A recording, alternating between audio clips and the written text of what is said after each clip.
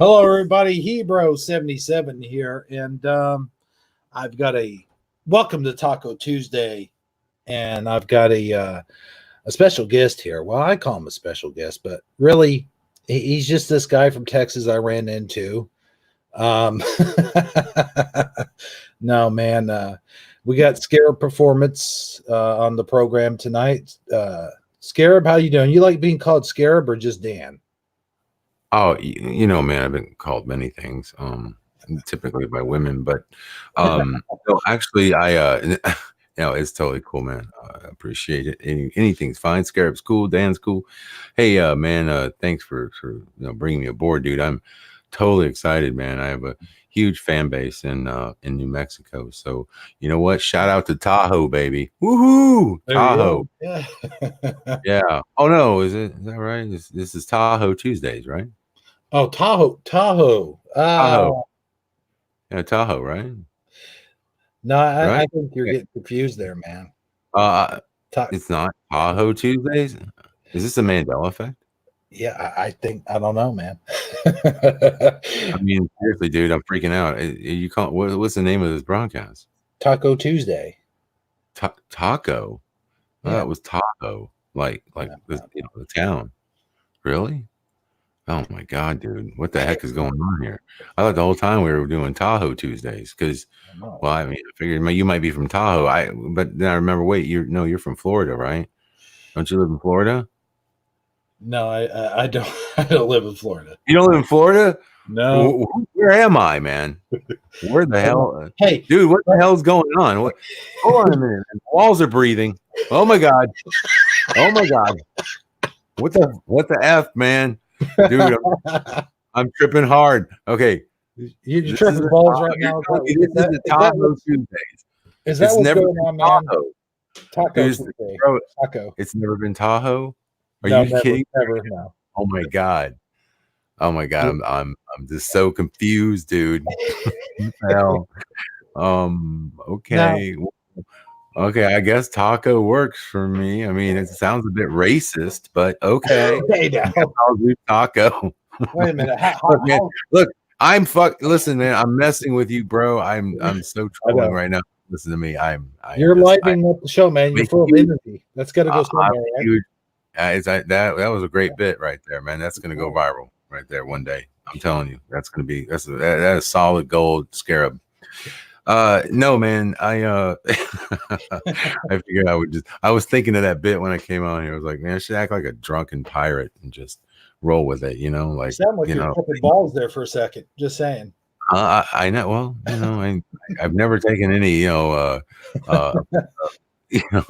official acting classes, but God knows I've been performing my whole life, Listen, yeah, dude, it will be a fun broadcast. I appreciate the invite. Like I said, I don't mind coming out and talking to anybody on you. I'm not that YouTube snob, like, no, I can't talk to you. You only have so many subscribers.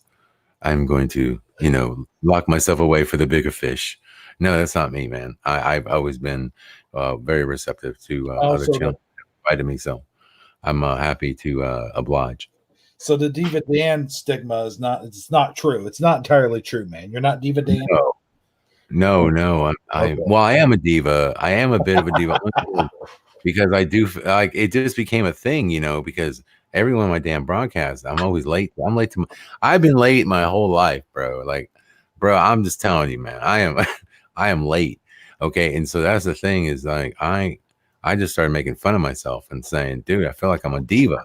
Or like, it's like I gotta have so many people in the room before I get started, and I rolled with it, and it just kind of kicked on, and everybody started calling me Diva Dan, and I think it's hilarious. I actually think it's funny. I wear it with a badge of honor because I know my lateness. I understand I'm a Gemini, and we are very special unicorns out in the world, and so we live in our heads, man. So time doesn't really matter to us. Like I'm just like, I'm like, yeah, I'll be there around that time, just give me a specific area. What I need is, I need like a bullseye on the time, but I also need I need a sort of a plus or minus, sort of give me a little leeway here, and that's what I do. I try to start the show honestly. I do try and start it within like 15 minutes of my, said time. I just never do it.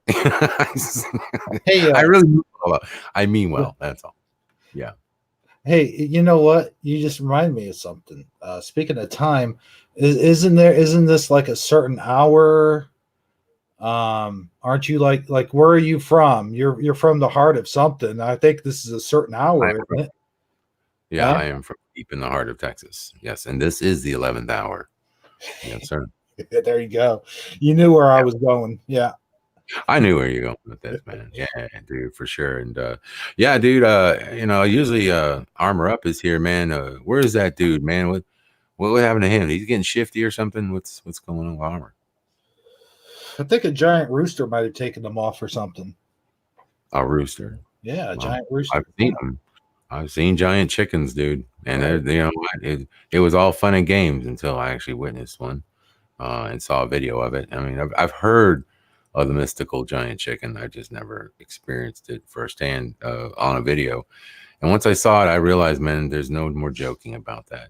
That's a very serious matter. If he was taken by the giant chicken, well, we need to pray for him, and we need to wish him well. And I hope that he survives. Very few men have walked away from. It's like, dude, it's like the old saying, like I don't know, like one man enters the chicken coop. And there's this saying about, you never, no man leaves. It's kind of like, it's kind of scary actually. But the truth is that we hope and we wish the best for Armor, and that he defeats the chicken, because that's a tough one. So okay, so he's dealing with a giant chicken. All right, didn't know about that. Oh, all right, well, he did that rooster call one too many times, and it took on a whole new meaning. Now, didn't you have a co-host or something like not Armor, but somebody else? Yeah, some other dude that does something with you. What's his name? Sagittariusly speaking. Sagittariusly speak. Yeah. Where's he been? I haven't seen him around. He actually, his brother took him away and took him to a nice big birthday surprise dinner. So sorry if I just ruined that surprise, by the way. Oh, he had me scared. I thought he had him committed. Yeah, the way I was. His brother took him away to a nice big room with padded walls and toys to play with. That's good. Okay, cool. So he's good. All right. I'm just checking on people, man, because it's hard to keep. I try to keep my pulse on the community. I really do, and sometimes it's hard. We have had disappearances, man. I mean, like seriously. No. Yeah. I get sleepy and my hand falls off the pulse, and then I'm like, wait, where'd it go? So now I'm checking and I'm looking in and just asking just simple questions. Well, that's good to know that your co-host is alive and well and doing well and not committed. That's important. Yeah, good. Now I'll tell you what, though, man. Something I was gonna say, but man, I can't stay ahead of you. You got all that energy, man. You got all that reckless energy going. I can't keep up with you. No, man, actually I don't. I'm just literally, it's not really energy. I call it caffeine. It's very much what keeps me going. Yeah, I'd like to wish that it was all natural and no preservatives and no added color. But unfortunately, yeah, this is 100%. I'm actually got a caffeine intravenous drip going right now, and that's I'm pretty much addicted. But no, I'm just kidding. It's not caffeine. It's partially me. I'm waking up. I'm a little loopy. I took a nap. It seemed like a perfect time for a nap. I just uploaded a new video. I don't know if you saw it. It was the video on Joy to the World. Yeah, did you see the Joy to the World video? The Lord is come. Yeah, the Lord is come. Yeah, I had to make that video real quick, and so I did that, and then I was checking in on some things, and there was a dude that had the creepiest avatar I've ever seen in my life. His name was Michael Greer. Oh my God, he had this avatar, man. And I told him, I was like, you win the best prize for the Creeper Avatar of the Year. Here's your award. And by the way, I was gonna take a nap, but I was like, forget that. I mean, his avatar was so creepy. Yeah, I was just messing with it. Yeah, Michael's out there listening, man. It's just comedy, bro. I pick on everybody. It's just what I do. Speaking of picking on myself, for God's sake. Yes. Well, speaking of picking on people, I didn't catch this until today. I was rewatching our birthday, the Hebrews birthday bash, and it came to the part where you were singing "Happy Birthday" to Michelle, and I get and Yeah. there was a I part. can't believe I conned into doing that. I'm still pissed at her for that. I banned her actually for making me do that. I'm just kidding. No, I'm just kidding. I'm kidding. I just it's just like I was really put on the spot, and then people were like, "Come on, Dan, sing to Michelle." Dan, what's wrong? I'm like, oh, okay, all right, fine. You know what? If you want to hear cats mating, then by all means, I'll do it. Don't you know what?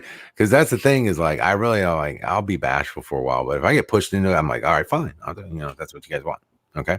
So I did it. And actually I've kind of blocked that out of my mind.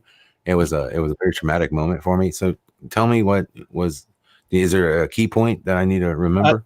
Yeah, there sort of is. I was going to make a video about it, but I thought, nah, I got the guy on here right now. I might as well embarrass him live, So Of course. I mean, why not? I mean, look, if you're going to embarrass somebody, might as well be live. I mean, come on, you might as well share the embarrassment with the entire world. Well, the cybersphere, whatever I haven't heard really called that in a while, but yeah, you know what I'm saying. Yeah, you might as well do it live. I got you. Okay. Yeah. Well, he wasn't bad. I wasn't that embarrassed per se. I just after the fact, I was like, I really did try to. I did try to harmonize a bit, didn't I? I was whew. Yeah, see, I've never claimed it. I've never claimed to be a singer or anything like that. So yeah, it's not really my deal, man. It's not really my bag. I every once in a while, like when I'm alone in studio and nobody's watching, the dogs are far enough away that I don't hurt their ears. I do try, like every once in a while, like maybe I can sing this song, and then like the first words come out pretty good, and then it just starts to fade away. It's just like ooh. I'm like, well, thank God nobody heard that. So except the AI, of course, but you know what? That's fine. And so yeah, I think I would need to work at it some more. Go with a vocal coach or something like tune myself to sing properly. But I'm not gonna pull a Life Matrix video up and I've seen him try to sing before. That bro, it's like I mean, he has a nice voice, but when you're singing, it's a whole different, yeah, you can get a little weird with it. And I just never wanted to do it. I hear you pulling something up. What are you doing? Oh yeah. I got the video clip, man. I'm ready. No, this is pretty funny though, man. And let me tell you what, and I didn't catch it until today. Like I said, I rewatched it today, just the singing part. And yeah, you kind of what did I do? Oh my, I mean, let me, oh God. Should I screen share or just I could just whatever you want to do, bro. Yeah, go for it. I was on camera, so Officer Kevin Zimmerman of the Milwaukee Police Department. Department. That's not it. Hold on. Let's see. Let me pop it up and I'll see if I can share. No, you guys talk amongst yourselves here for a second. No, man. I'm not a drinker though. I don't know if I like all that stuff. That would be kind of. I don't know where it is. Timestamp to you. You should have timestamped it. Yeah. Now you're struggling. You're squirming. I've been there, dude. I know what that feels like. It's like, oh crap, where is it? People are wondering. You don't want any dead air. Can she hear? But, yeah. Let's see. I think it was right after the phone call. It might have been right before we went off the air. The way they remember it. Let me get to that. I think it was right before we went off the air, if I remember correctly. At least I'm not asking him to do his rooster call. That was Armor. Was that okay? Oh yeah, he does do a good rooster call. That's awesome. Yeah. Let's see. I think that was around there. Yeah. I'm glad I'm not a drinker though, because I don't know if I. Okay. For you to sing, we're wrapping it up anyway. So. Oh, here we go. Here we go. Wrap us up, and then Hebrew and I will. I won't remember. I won't remember. I won't forget your birthday next year because it's just one day away from mine. That's awesome. Yes, Scorpio. We got to stick together. Yeah. Yep. Okay, I'm ready. Oh, here we go. Here it is. I'm ready for my song. Okay, is Mr. everybody? President. Are you ready? Jeez. Everybody ready to hear Dan sing? Here it goes. Yeah, I'm putting you on the spot, man. Hey, look. Oh boy. I don't even know how to sing Happy Birthday. I'm such a birthday Scrooge, you know. I don't. I'll sing along with you, so you won't feel so on the spot. Okay. Okay. Ready? Let's go on one. Ready? On one. All right. On 3, 2, 1. Happy. Everybody. All right. On 3, 2, 1. Happy birthday, dear. Oh wait, happy birthday to you. I was so screwing that up. Oh my god. You. Happy birthday to you. Oh wait a minute. Happy birthday, dear Michelle. And Hebrew. And Hebrew. That's gay. Right there. That's what I wanted you to hear. I just caught that. I was just trying to get into it, man. And then he throws in the and Hebrew. I'm like, all right, put me on the spot. I'll say Hebrew too, even though it's focused on Michelle. And then I got this, it's this whole mindset. You're focused on the girl, you're trying to sing, and then some dude just shows up and he's like, sing to me. And I'm like, that's gay. I didn't mean it to be like anything weird. It just seemed gay to me. I'm sorry. I didn't mean to, I'm not trying to offend. I'm just saying I wasn't prepared. I wasn't prepared for the injection of Hebrew into my song. So okay. That's what it was. All right. I'll take that. Yeah. That's all it was, man. It was like, whoa, like surprising. Like, hey, dude, I didn't expect you to be in my song. Okay. I was focused on Michelle and doing it. I was gonna get kind of, and also too, you remember I'm working on this thing, so I'm trying to get kind of sexy with it, right? Like, happy birthday to you, like really get into it. And then it's like sing to Hebrew. I was like, oh man, like, that's just sound now I'm in a wrong place, I'm in the wrong place, and I just so that's why I said that. So yeah, there you go. There's the inside scoop. But yeah. Hey, listen, I also heard that that there was a song change, man. And I was like, dude, you gotta be kidding me, man. I mean, really? I always remember the song is Baby Got Back. Oh, yeah. Did you? Yeah. Baby Got Back. Right? Yeah. You remember that? You told me it was Baby Got Back now. And I was like, yeah, no way, man. It's got to be Bat, right? Because, like, is that correct, or am I wrong about that one, Mandela? Am I doing that thing again? What's up? The thing I was trying to show you was, to me, it's always been Baby Got Back. But the thing I was trying to show you is that at the very beginning, the two girls, that say, "Oh my God, Becky, look at her butt." It's like, yeah. Really, it seemed like the white girl went on, right. It seemed like the speech went on a little bit longer. And also there's that part in there where she goes, "She is so black." I don't remember her saying that. I honestly don't remember that. Oh, I gotta just tell you, I haven't listened to that song in a long time. When I was in high school, probably, or something like that. But I don't know. I don't remember the black part. But it might have been in there. Like I said, it's been so long, man. It's hard. Some of these songs that people run by me, I'm like, yeah, I remember listening to that, but it didn't really take with me. Like, my problem is like remembering, certain lyrics. Now, there's certain Christmas songs. I know a little bit more Christmas songs because, I mean, who doesn't listen to Delilah during the holidays? And sure. I was actually married. My ex-wife was like a Christmas Nazi, like, dude, straight up. Oh, whew. Bro, if she would have taken over the world, it would have been Christmas lights and trees everywhere. Like, she was like something else, man. She lived for Christmas. She lived for the holidays. Like she had it planned, bro. She would schedule. She'd be like, okay, look, after we eat this turkey, We're gonna digest for 2 hours and 20 minutes, and then we're gonna get busy. We're gonna make some peppermint mocha, and then we're gonna start decorating this damn house. I'm like, all right, Damn. cool, like, damn, calm down. Like we do, like back in my old reality, we had an extra week before Christmas, so maybe that was her. She was living in a different reality. That's why she was so gung ho to get this shit done. Right. Yeah, I think now, like maybe that's what the problem was. See, I always felt like we had an extra week. I was on that level, that timeline. Well, in her timeline, she only had a month. So, that's why she was so pressed to do Christmas anyway. So yeah, I had to decorate the house and forget my safety. It's like, look, Get up there and do it. that Eve up there, it's like, like 30 feet high. Get the extension ladder and don't worry. Look, I'll hold the ladder. Just get up there. Right. Staple the lights, bitch. I'm like, fine.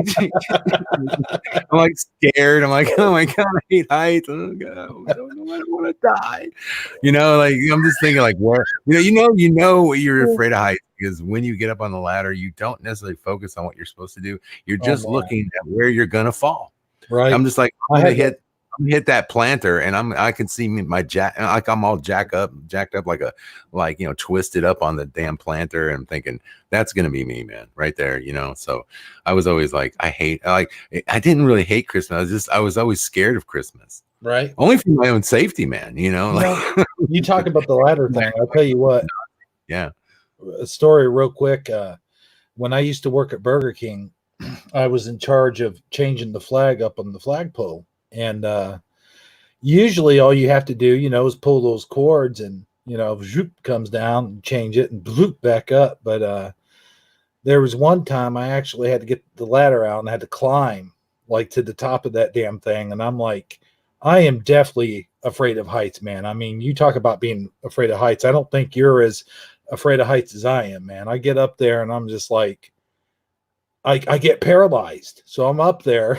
And my manager comes out and she's like, what in the hell's taking you so long? I'm like, well, and then I had to finally up to, I'm afraid of heights. She's like, yeah. Might want to put that on your resume next time or something like, oh, by the way, like if you have any medical conditions, afraid of heights should be on there. I think it should because you could like kill somebody because it doesn't take a lot of height. Now I'm afraid of heights up to a point. I'm usually what I'm more afraid of is like if I'm surrounded by something with fencing, like scaffolding, or something like that. I'm okay if I'm on something solid. But when I'm sort of hanging out there, like on a ladder, like just hanging in the wind, I feel a little more uneasy. And so that's me. Yeah. And Christmas lights was the worst, man. Because it's like double duty, right? It's not that you have to like put them up. Then your happy ass has to get there after Christmas and take them down. So it's like dual the fight, It's like I think it was a form of mind control. I think that's why I stayed in the relationship so long. It's like because she had me mind controlled with Christmas. Yeah, well, I'll tell you what. I joke, I kid, but no, seriously, it's this. That was nuts. And by the way, we would have to get this done in one day. Like she didn't want to like come. She wanted to be done. Like she wanted to start this project, get it all done. I mean, we're talking about I had to do the yard. How many stories? No, talking about here. My house is like an old. Oh God. No, I ain't putting nothing on the roof. I didn't do. I just did the eaves and stuff. But I mean, I'm just saying, like, well, there was other stuff to put out. We had to do lights around. I had a front porch because it's an older house, so it's like built in the 1930s, and it's like actually built in 1930. So it's got it's an old style house where it's got a big front porch, like a colonial style. Pretty nice, go out there and hang out sometimes and whatever. But they had to put lights around the house and do all that stuff. So that's the deal. And that's why it was so, it was like really stressful. But I was jacked on caffeine. Oh, and she made me wear a Santa hat when I did that shit too. Like that's how much of a Nazi she was. Like I had to like wear a Santa hat because she's like, what? You're not in the Christmas spirit, Hi. Oh, sorry, baby. Let me, even though I'm sweating to death, let me go ahead. Let me put this this acrylic Santa cap on my head and do it for you, baby, because I love you. okay, I love you. Please don't torture me with Santa anymore. You know, it's like I I'm kidding, but no, seriously, I had to get into, you know, I had to wear the proper attire to do this. She wanted Santa caps, peppermint mocha coffee. Huh? That was where? Is that in Texas? Yeah, in Texas. And in Texas, it's like they're not dealing with like 40-degree weather sometimes. Sometimes we're out there in 70-degree weather putting this stuff up, you know, and so, you know, it will get cold some days, you know, but it doesn't stay cold. This isn't like freaking Michigan where it's just, you know, it's jacked every day. And then, you know, you got 3 months of that crap. And then we don't have seasons in Texas. What I'm trying to say is we get every day is a new season. Like one day might look like spring and the next day might look like winter. And then and then the next day might look like fall. I mean, it's weird here, man. Texas is just like, there's no consistency to its weather patterns. Well, I'll tell you what, man. Why don't we do this real quick? Why don't we give this room a shout out? Because I know there's people in here. Well, all righty. How many people we got watching? I don't even know. I'm just going off on my spiel. Well, there's only 8 right now, but I mean, you know, there's only 8. Well, yeah. No, man, we don't. We need. How many people have you ever? What's the biggest number you've ever had in this room? I think about 25. Really? Yeah. Well, I better break that number tonight. Hold up. Here's what we're gonna do. We're gonna do a shout out, and that's fine. Okay. But here's what we should do. I'm going to throw out a post on my channel and see if we can get people to come on in here. Let me see here. Hold on. Let me get to your Hebrew channel. Hebrew. Man, you know, there's a lot of people with your name. I'm surprised. Yeah, a lot of Hebrews out there. Not from Eternia, though. Well, I thought that was a unique name when I picked it. Well, the Eternia is. Yeah. Yeah, let's see. Let's do this. All right. I think this is you. All right. There we go.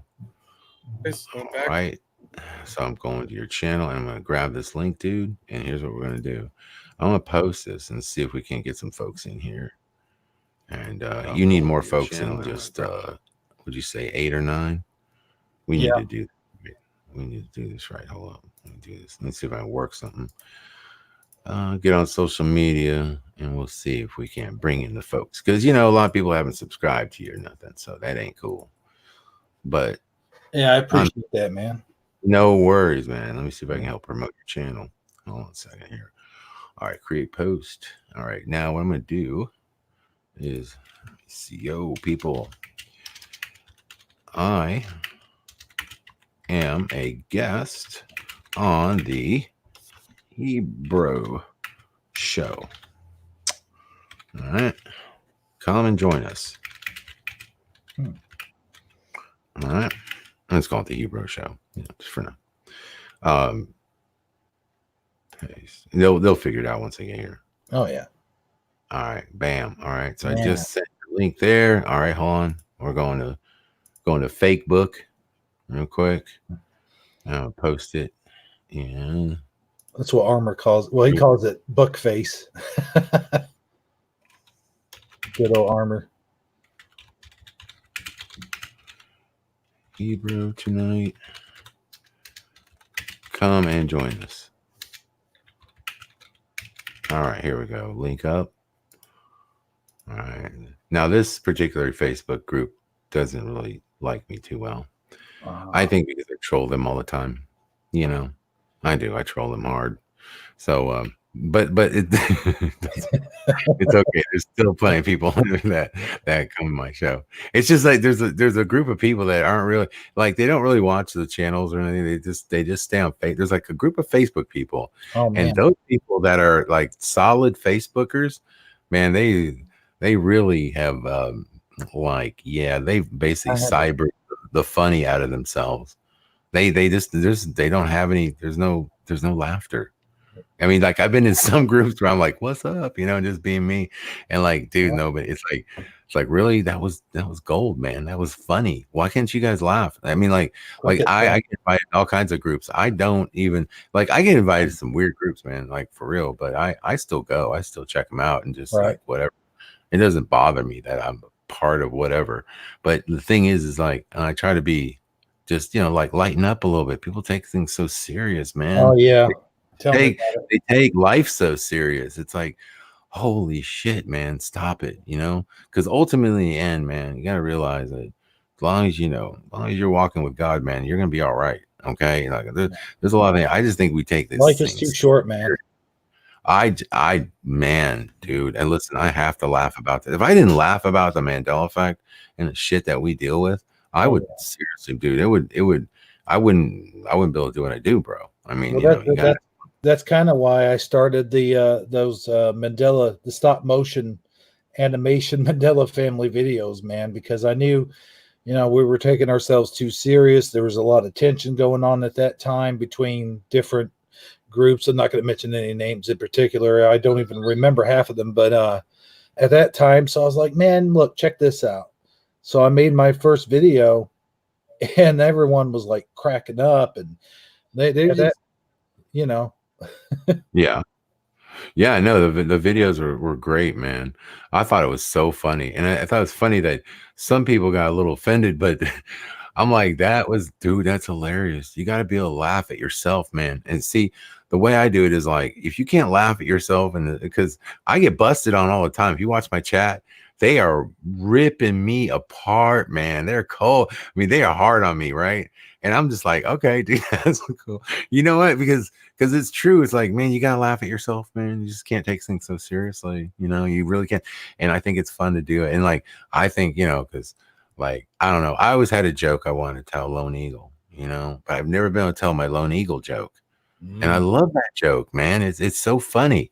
And it's not so much, but he like Lone will take some stuff sometimes a little bit too serious, so I gotta watch out with Lone because he's like, sometimes he's good, but then other times he's, a little serious. So I'm like, okay, man, gotta be, I don't want to offend Lone, because it is an Indian joke. I don't have any Indian jokes except this one, and I've been holding on to it for 3 years, but I've never been able to like totally feel comfortable saying it because I feel like he might get, I might offend him, so I don't want to, I'm like, I don't want to offend Lone, it's just trying to be nice. But so sometimes, it's just a joke. But like I said, some people take stuff too serious, and I understand why some people do take the Mandela Effect serious, especially in the beginning. It can be pretty dramatic. Yeah, if you're just coming into it, also. Like if you're just coming into it, it could freak you out sometimes, man. Like you see something, like even I sometimes still get a little freaked out when I see something and it's changed. And I even had something change on me the other day right in front of my eyes. I was sending Armor a picture of my Ford pickup. It was a key, and it had Ford on it. And I kid you not, it said Ford the way it used to be without the little curly Q. And I snapped a picture, right? So I snapped the picture and I sent it to Armor. And immediately after I sent it to him, he's like, well, it's still there. It's faded, but it's still there. I wish I could show that on here. But yeah, I might do that. Hang on a second, dude. Let me get that key. I could show it on here. I'll just turn my camera on. But it freaked me out, man. I was like, I saw that on there, And anyway, here, let me turn my camera on. I don't usually turn my camera on, so there I am. I don't think you can see it. I probably got a screen share. See that? Let me see. Yeah, sure. Oh, dude. Wait. Does that not have a curly Q on it? It does. It's just barely. No, okay. Faded. See, damn, that's an old Ford car key. What's that too? Like a Tempo? That's a 1989 Ford Ranger. I was gonna say, man, I used to work for Ford. You can see right here. I mean, the line going straight across the F. See? Yeah, the Ford one really got me because I worked there, dude. I worked at the dealership. I was a porter slash mechanics assistant, whatever, just working on car, helping the guys out. And then, but yeah, I used to drive all those Fords back in the day, man. And yeah, I was there. I was there for a few years after high school, so I was going to college and working at Ford. And yeah, I definitely remember the logo a different way for sure. And it definitely affected me. The Chevrolet actually affected me worse, though. Yeah, Chevrolet got to me bad. Yeah, that one was really tough on me because I was like, ooh, that was one of my first ones. I remember a guy showing me the Chevrolet logo, talking about how there's a cube in the center. Many people remember the center being slanted, right, to go along with the logo on the outsides. And I looked at my friend and I said, oh my God, man. I was like, do you not see the Mandela Effect in this? I was like, the hell is the cube? I was like, the cube is interesting because the cube is definitely represented as we know in the occult. But what was even weirder was that it was saying VR, virtual reality, now that the E was missing and merging the R together.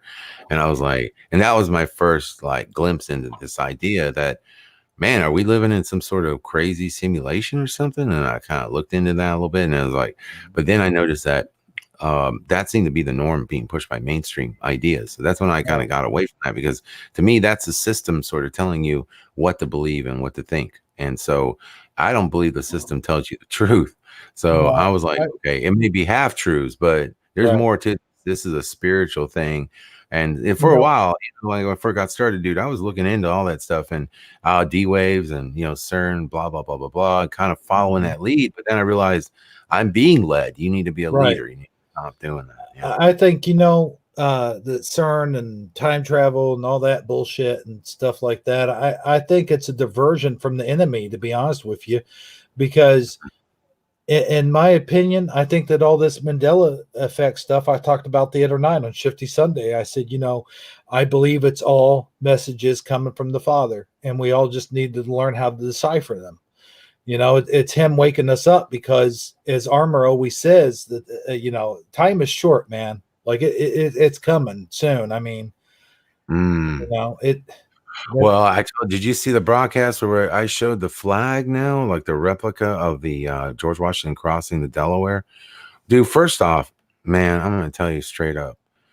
Okay, dude, it wasn't George Washington freaking crossing the Delaware, bro. It wasn't the Delaware. I remember George Washington crossing the Potomac. Oh, yeah. Okay. Like, it's not Delaware, and it is now. That's a big one, dude. Let me just throw that one out to everybody, because after the show, I was researching, I was like, no, it's not Delaware, it was the Potomac, man. So I went back and I looked at all these articles quoted George Washington crossing the Potomac. Yet you find out he never did cross the Potomac. And in any article, it says it in the title, but you read on and it talks about the Delaware. So that one right there is something I'm looking into this weekend. I'll probably put a video out on it, because that's huge, bro. And but anyway, back to the main story. The replica of that actual crossing shows George Washington holding, or not him, but they're holding the flag, the American flag. There's no stars, there's no stripes, bro. It's like a bed sheet. What happened? Yeah, what's going on here? That's kind of like the whole Uncle Sam thing too. That the hat and stuff is like, dude, that totally had. I mean, it had stripes going up and down that thing. It had stars on. I don't know about the star, but it definitely had stripes on it. And now what is it? It's just plain. It's just a plain white hat with stars on it. It's like, no way. Yeah, removing the stars, removing the and this is what I'm saying. Everybody's like, biblically speaking, we know of the one world government and the stuff they talk about, the one world currency, the one world religion, all that stuff is supposed to come into fruition, right? Well, I've known for years that they are trying to merge religions, Christianity with other religions, so there's a concern there. The other thing is that the monetary system, obviously, they're going to one world currency.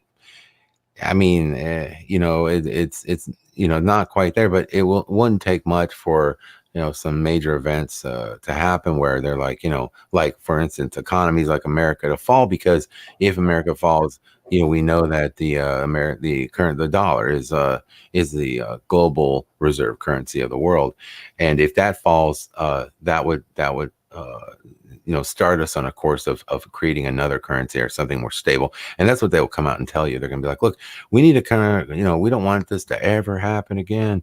We've got to never, like the whole, like, oh my God, think about the children, campaign. So that's what's going to happen. And they're going to tell you, we can never let this happen again. So they're going to be like, the only way to do this is, give it up to the digital currencies because they're more stable. And then we can get the big banks and we can regulate it better. And don't worry, this is where after that, they might roll out this ID card or something like that to put people on this, even a chip type system. And is it going to be a chip? I don't know if it'll be a chip because the chip has been talked about for so long. They've obviously thrown it in our face. It could be something totally different, but nonetheless, it will be a digital system and digital currency. So that's what's going to happen. And so America needs to fall. And I feel like it's going to fall financially. That's how you destroy a big country like this. You don't take it over militarily. Right. They don't care about you buying your guns. You can buy all the damn guns you want. You're not going to see troops coming down here. Like, I mean, if anything happens between people like that, it's going to be people against people. That type of thing. It's not going to be a foreign army invading us, not until maybe later on. But the point is when you destroy a country, when you destroy Rome, you take it down financially, you take it down within the power structure, and it falls like a house of cards. And the stock market is artificially inflated 100%. It goes up almost every day. There's new highs. I'm like, dude, you can't. This is scary to me. And I'm like, this is really jacked. And everybody knows, at least I know that. I feel like, look, Trump is definitely selected president. He's not an elected president. They wanted Trump to be there. He's doing his job. And when are they going to, pull the plug on this? Well, it could be during his second term. It could be after his second term. But the point is shortly going. I think that this is what they have to do to get America, knock it down and put it on the even keel so they can get their true global government and governance over the world. And so that's why I see this maybe taking shape, man, with some of these new Mandela effects.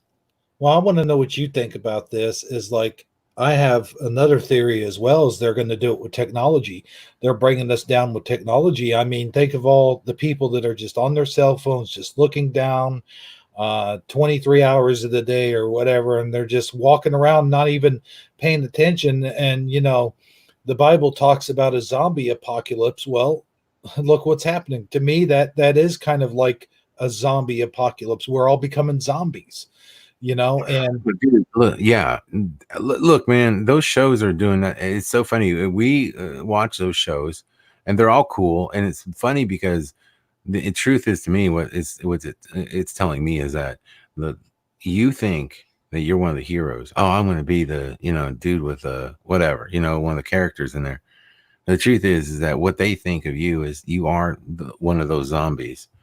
That's my point, is like, they don't, I'm not saying it's sort of a metaphoric sort of thing, and I feel like we're absolutely the zombies. Nobody cares as long as you're, as long as people are paying their bills and making money. Nobody really cares, and it doesn't have any, one inkling about anything outside their normal social realms.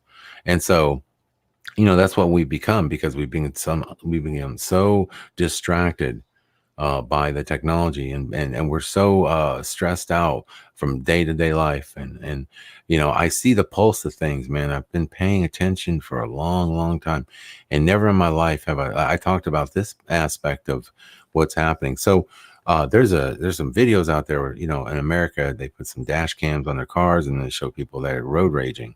Mm-hmm. But the road rage I see, dude, is like, it's not the typical, okay, asshole, you got in front of me and then you brake check me kind of thing, and I flip you off and whatever. You might, stare at each other and you just move on. Now it's like, dude, I'm going to go and I'm going to ram into the back of him and I'm going to take him out.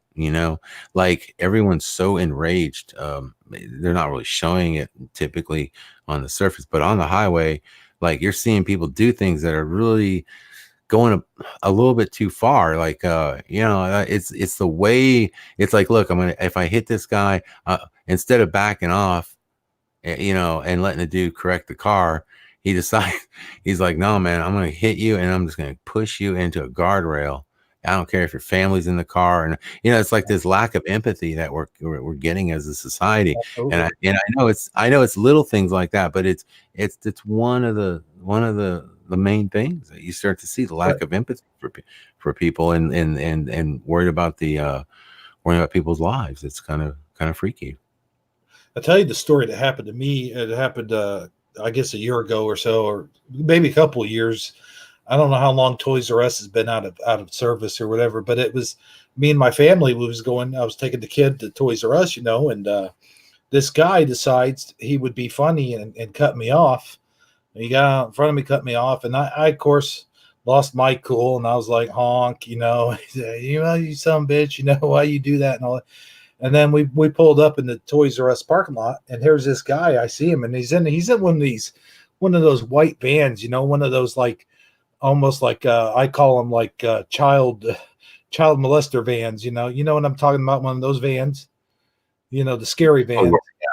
Yeah, I know. It looks like something like I know what you're saying. Right on. So he pulls over, and I see him. He rolls down his window. He's waving me over as though for me to follow him wherever he's going. And I'm like, dude, you think I'm crazy? You think I'm going to follow you around there?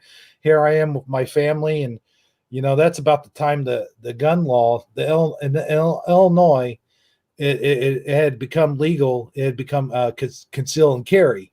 So that was about the same time that was going on. So I was like, man, no, screw this. I'm just going to go into Toys R Us with my family. I'm going to ignore the guy. And so I waited to get out. I sit there and waited, and I waited to see what he was going to do. And thankfully he just drove off and went on his own way. But man, it could be, like you said, it could be fucking scary out there, man. I'm sorry about the language, but dude, man, no, I'm telling you, it's getting more. People are more and more stressed. Where just they feel almost a quickening of it's like a conscious energy that seems to be permeating through our society now, and people are more and more angered by it, and work is more and more like there's more and more rules, there's more and more things that are just hampering people from just being people. And I think that it's society in general, like this whole world is all about, it's also politically correct, and people are tired of it, and then you see, there's a lot of aspects to all that. In fact, I think they're rolling out the same playbook they rolled out in Germany when they destroyed Germany. I mean, everything matches up, like when Trump took power, there was an anger of people just tired of all the political correctness and being told you're racist and you're this, and you're misogynistic, you're whatever, and finally, so here comes Trump. And so it's like, here's the antidote to that. And you got this guy who just doesn't give a crap and sick of the media, who's been pushing like a bunch of stupid ideas down our throats for years. Okay. And not to mention just lie after lie. And by this time, then they got Alex Jones involved. And if you knew about, you're already questioning some of the other stuff that went down. So, it's just a perfect storm of things. But the thing is like everything that's happening in America was happening in 1930s Germany when Hitler took power, because America, is basically the leader in drug abuse, suicide, pharmaceutical abuse, you name it. I mean, there's like all these lists of things you can equate to America. So, at the time when Hitler first came in, he just talked about the big banks. This is before all the all the Jewish stuff. This is before, if you go back and if you research history and you really research and you listen to it, he's talking about the big banks and how they're controlled and basically the New World Order. I mean, it's like, what the hell? He sounds like Ron Paul, like for real. Yeah. It's kind of bizarre. And then of course they took a darker turn. Well, this is what's happened. So instead of Jews, insert illegal immigration. You find a common enemy. We got to build a wall. We got and I'm like, well, I'm always like, well, wait a minute, yeah, okay, wall. Not really a fan of that, because I feel like we're walling ourselves in. Right. Like one wall to block somebody else is also a wall to block you in. And so there's always these things, these empires. Right. They want to build a wall. You go back to the Chinese dynasty. You go back next to thing you go back to all these. Thing Dan, you have like a dome. You have almost like a dome situation happening where you ever read that Stephen King book, The Dome? And I don't know if there was a movie of it or not, but I know I'll say it like this: it's kind of like what they did on The Simpsons, and I don't know if that's even possible to have that size of a dome, but who knows what the hell's possible anymore. I mean, I'm afraid that's what it's going to come to. You talk about building a wall. Well, shit, why don't they just build a dome? That, like you said, it's going to keep us in, Well, who knows what's up there? I mean, when I watch these rockets take off, okay, they're hitting something. Oh, And it right, appears, yeah. slow it down. It looks like a boat going through water. It may be a firmament or something, but there's something going on with these rockets. They look really, really strange. I've noticed in the last, oh boy, it's not the same rocket launches I saw, back in the day. So you watch these new ones, these SpaceX ones, and they're weird, man. Look at a 4K, high def, shot of these things out. Now it happened over LA, and we did one in 2017 live, and we were showing on screen. People were uploading it to YouTube and all over Facebook, but we found some 4K video. I played it on my broadcast. I think it's called The Attack of LA. Give it a look. So I actually went there and we were watching it, and I was like, dude, look at this thing. And there was like some weird, looked like some sort of plasma dispersions and things going on. It was like it just like was really strange, man. I was like, that looks like, I mentioned, I was like, I think it looks like water or something. I was like, I don't know what's up there, man. But yeah, there's already I already believe that we're already somewhat enclosed by, is it a hard, solid, surface? I don't know. Is it more like water? Well, I can almost believe that, because that's also biblical, about the waters, coming down on us during the flood. So, I don't know, man. It's really strange. A lot of people think that the stars are made by sonoluminescence, which is sound, actual sound, creating these stars in a jar. You can look up this science experiment where they put suspend a bubble in liquid, and then they put sound to a certain frequency, and it lights up, man, like a star, and it's like, oh wow, okay, so you're telling me what's above our head is water? Well, that's biblical, so that makes a little more sense. And so you're talking about the spoken word and the frequency of God, and it makes sense with the stars. There's a lot there. It's definitely an electric type situation we're living in. And so, yeah, man, who knows? I mean, I think this is it's an incredible time to start, opening the mind and learning about new things. Well, I got to ask you this question. We brought this up, I believe it was on Shifty Sunday, but we were talking about what sort of brings us all together. Like, what's that one element? And I think there's more than just one element, but I'm just using this as an example. What's the one element that everyone who is Mandela affected seems to have in common? And that's the question I'd like to ask you now. What do you think it is?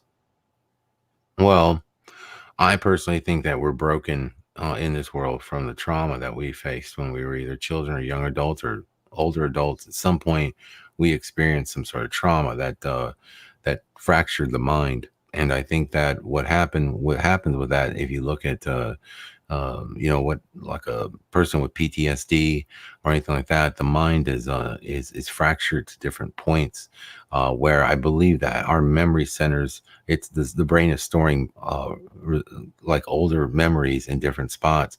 And if we're talking about them using technology or something on that level to manipulate people to, quote, give them the update, this is why we are not updated. We're different in that sense. So when I talk to people, there's always something that we can kind of maybe, commit to. Like a lot of people say, well, I think I was in a car wreck. I think I should have died. That's very traumatic. Or, hey man, I had a rough childhood, or, I had somebody, whatever. It could be a lot of things that adds to this. And I think that for some of us, the brain has been rewired in a sense. It doesn't allow for the updates to take place. And I think that's what it is. That's just one of the aspects. Now, there are others, but one thing I know about a lot of the people in the Mandela community, the ones that I know, like the true blue ones, we're all people that are very similar. Like we all seem to have, like, I don't know, man, we just don't really follow the social norms. And I know that that's just something ingrained in us. Like, and a lot of people have told me from my personal dealings with, and talking to a lot of people, man, like that's something I do. I don't really talk about it much on my show, but a lot of people reach out and I listen to them and I talk to them all the time. And, there's a lot of commonality with the Mandela Effect and folks out there. And I say that this has to do with the idea that, from your birth, from when you got here, you always felt like you were disconnected from this world some way, and you felt different. There's that aspect of it too. Yeah. And a lot of people didn't always, and even though these people were, they have good hearts, that in their hearts, they're beautiful people. But the thing is that for some reason, we really haven't been given a fair shake here. It's not been an easy life for many of us. And so I think that aspect also equates to a lot of the Mandela affected, that you don't see too many people that have had it perfect and lived this cookie cutter sort of life and are Mandela affected. They might see it, but they're not really. The problem is there's two types of people, man. There's those who see it, right, and then actually feel the changes in talk about it and speak about it, and it affects their lives. Then there are those who see it and they see it, but they just move on with their day, and they're like, whatever. I guess the third one would be people who don't see it at all. But the aspect is that, when you look at those two types of people, we're the type A personalities of that group, where we're like, oh my God, dude, there's something, we're willing to stand up and get in people's faces and in a court of law even, and put our hands, swear on the Bible and say, yes, I absolutely have these memories. You're not going to take them away from me. And, I believe what I believe. We're strong in our conviction, where others will just be like, well, I can't be strong in my conviction, because if I believe what you say, then I have to deal with it. And I have too much going on in my life to deal with it. Okay. I mean, I think that there's also that aspect. That's, again, another, branch to this whole thing. So I can go into it many different ways. I've thought about this on so many levels. Like, what is the idea? How is it that, I mean, even in Mandela, it's so bizarre when you think of people like, for me, Bob Barker was dead. Bob Barker was dead, man. Now Bob's walking and talking. I am shitting myself, bro. I'm like, oh my God. And you don't understand, like, when so I've even mentioned it on the show. Oh, Bob died long. I just yikes. Yeah. And so how do you explain that? Like, that's the weirdest part about this whole thing, is that there's so many facets to it. Like, I could explain this with time travel on some levels, but other ways I can't. I mean, I can't explain the continents moving and Earth looking all different and shit healing itself in the oceans. And the there used to be a huge scar. I remember these huge scars like in the ocean, man. Like, now everything's closed up and sealed up, like it's all healing, like the Earth is healing. It's really crazy. And of course, how do you explain the Sagittarius? How do you explain being on the outer edge? And we're moving. Science says we're like halfway in now. Yeah. Jesus, man. I mean, like, there are so many aspects. So my thinking is, like, things are being, we are going back to that time before the flood. We're moving in those times, man. We're going back there. And I think that that's why we're seeing animals that were dead or extinct show back up. That's why we're seeing people show back up. All this has to do with the manipulation of time and space, and everything is, going back to the time, maybe the garden. Maybe we're going to see Pangea again. Who knows? Yeah. Well, man, I got to tell you real quick, I'm going to go back to what you were talking about when you were talking about commonalities. And I noticed, I've talked to Armor, I've talked to Kryptonian, I've talked to Sagittarically Speaking, and I've talked to a bunch of other people. I'll talk to even Noble that I've talked about, and we've almost had like some of the same experiences. Well, I know Noble's like 27 or 28 or something like that. He's a lot younger than a lot of us, but I did notice we've had a lot of same experiences.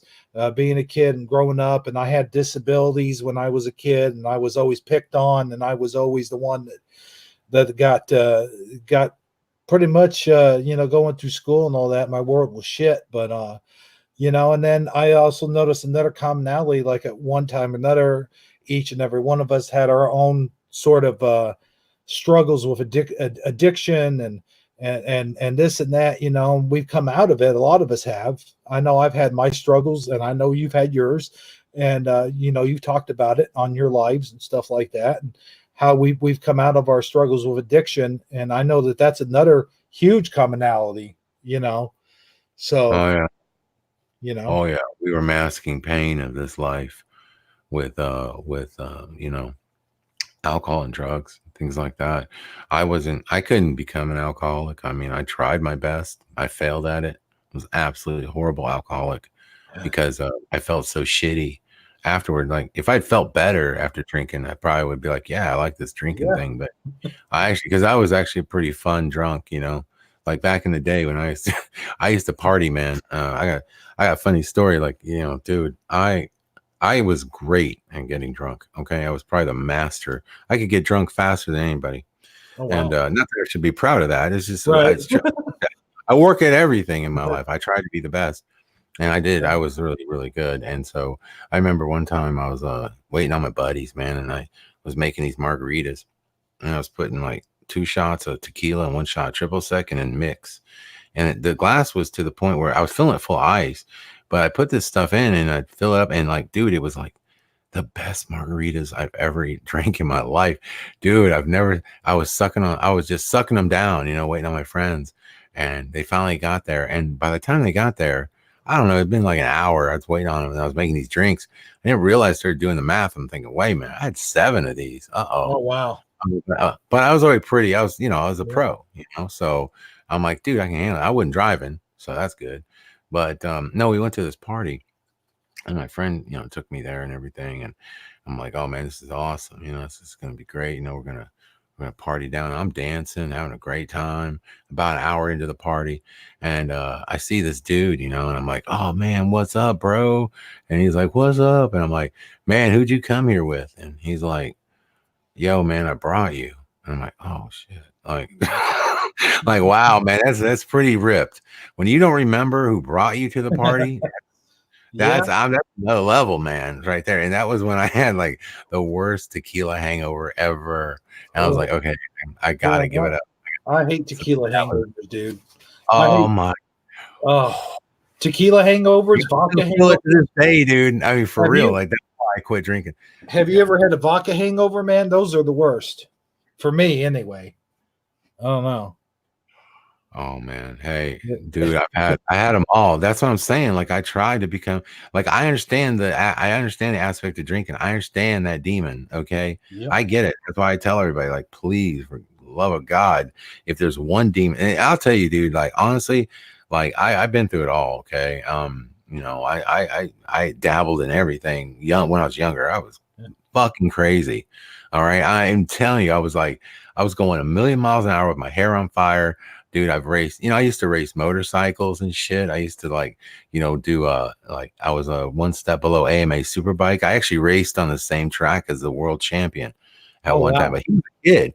He was a kid though, man. He was a little, you could tell he was gonna be good because he was young, and you know, kids like Tiger Woods, you know, like young Tiger Woods. You could just tell, like in our, you know, we were doing it for fun. This kid was doing it to become a professional, and he did eventually. His name was Ben Spies.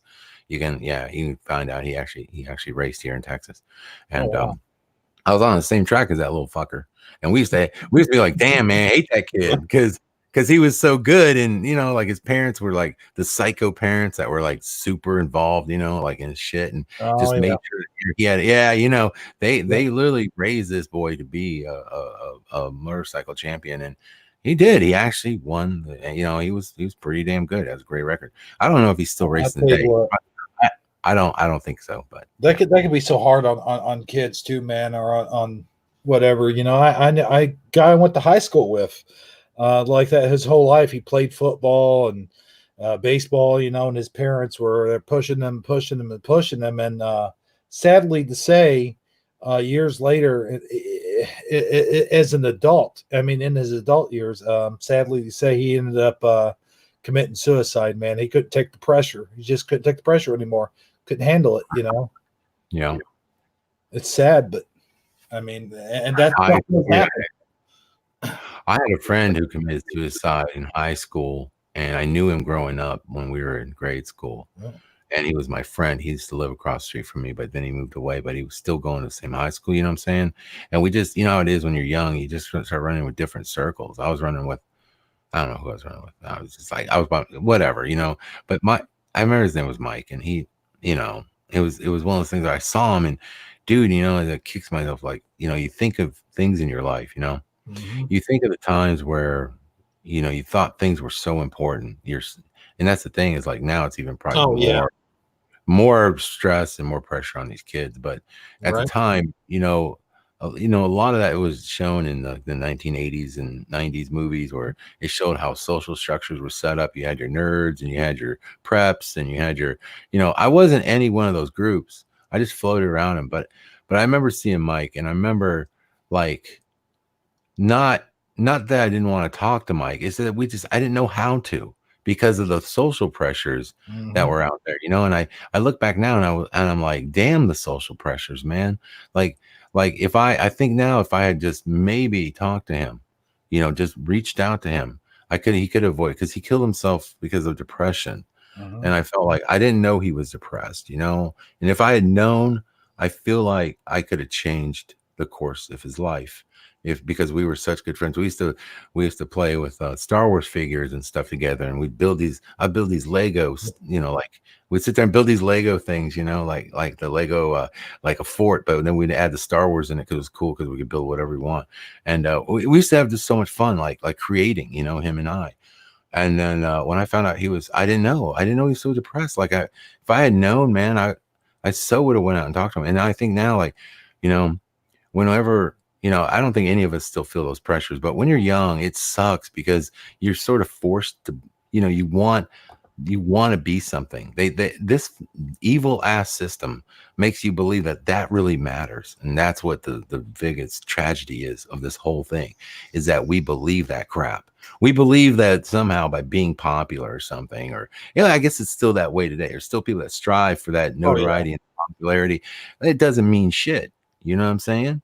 And so that's why, in the grand scheme of things, means nothing. But when you're young and you're just naive, you don't know. You're just trying to fit in. I mean, well, back, you know, in high school, it pisses me off that I let that shit get to me. I should have, like, I'm thinking, like, dude, I should have been stronger. But the thing is you're just not. You're not prepared for all this. And then you think back later, like, son of a bitch, man, I could have done something to you know, to correct that situation. Mike would have not have been so upset if I had talked to him. You know, and so that type of thing, and that, you know, you have to apply that now to your life. Now, you see somebody that you don't really want to talk to. There might be a homeless guy sitting on, you know what? Go up and talk to him, man. You know, say hello to him. You never know what words can do to change that man's life. You know, I'm just saying, little bits of kindness out there can go a long way.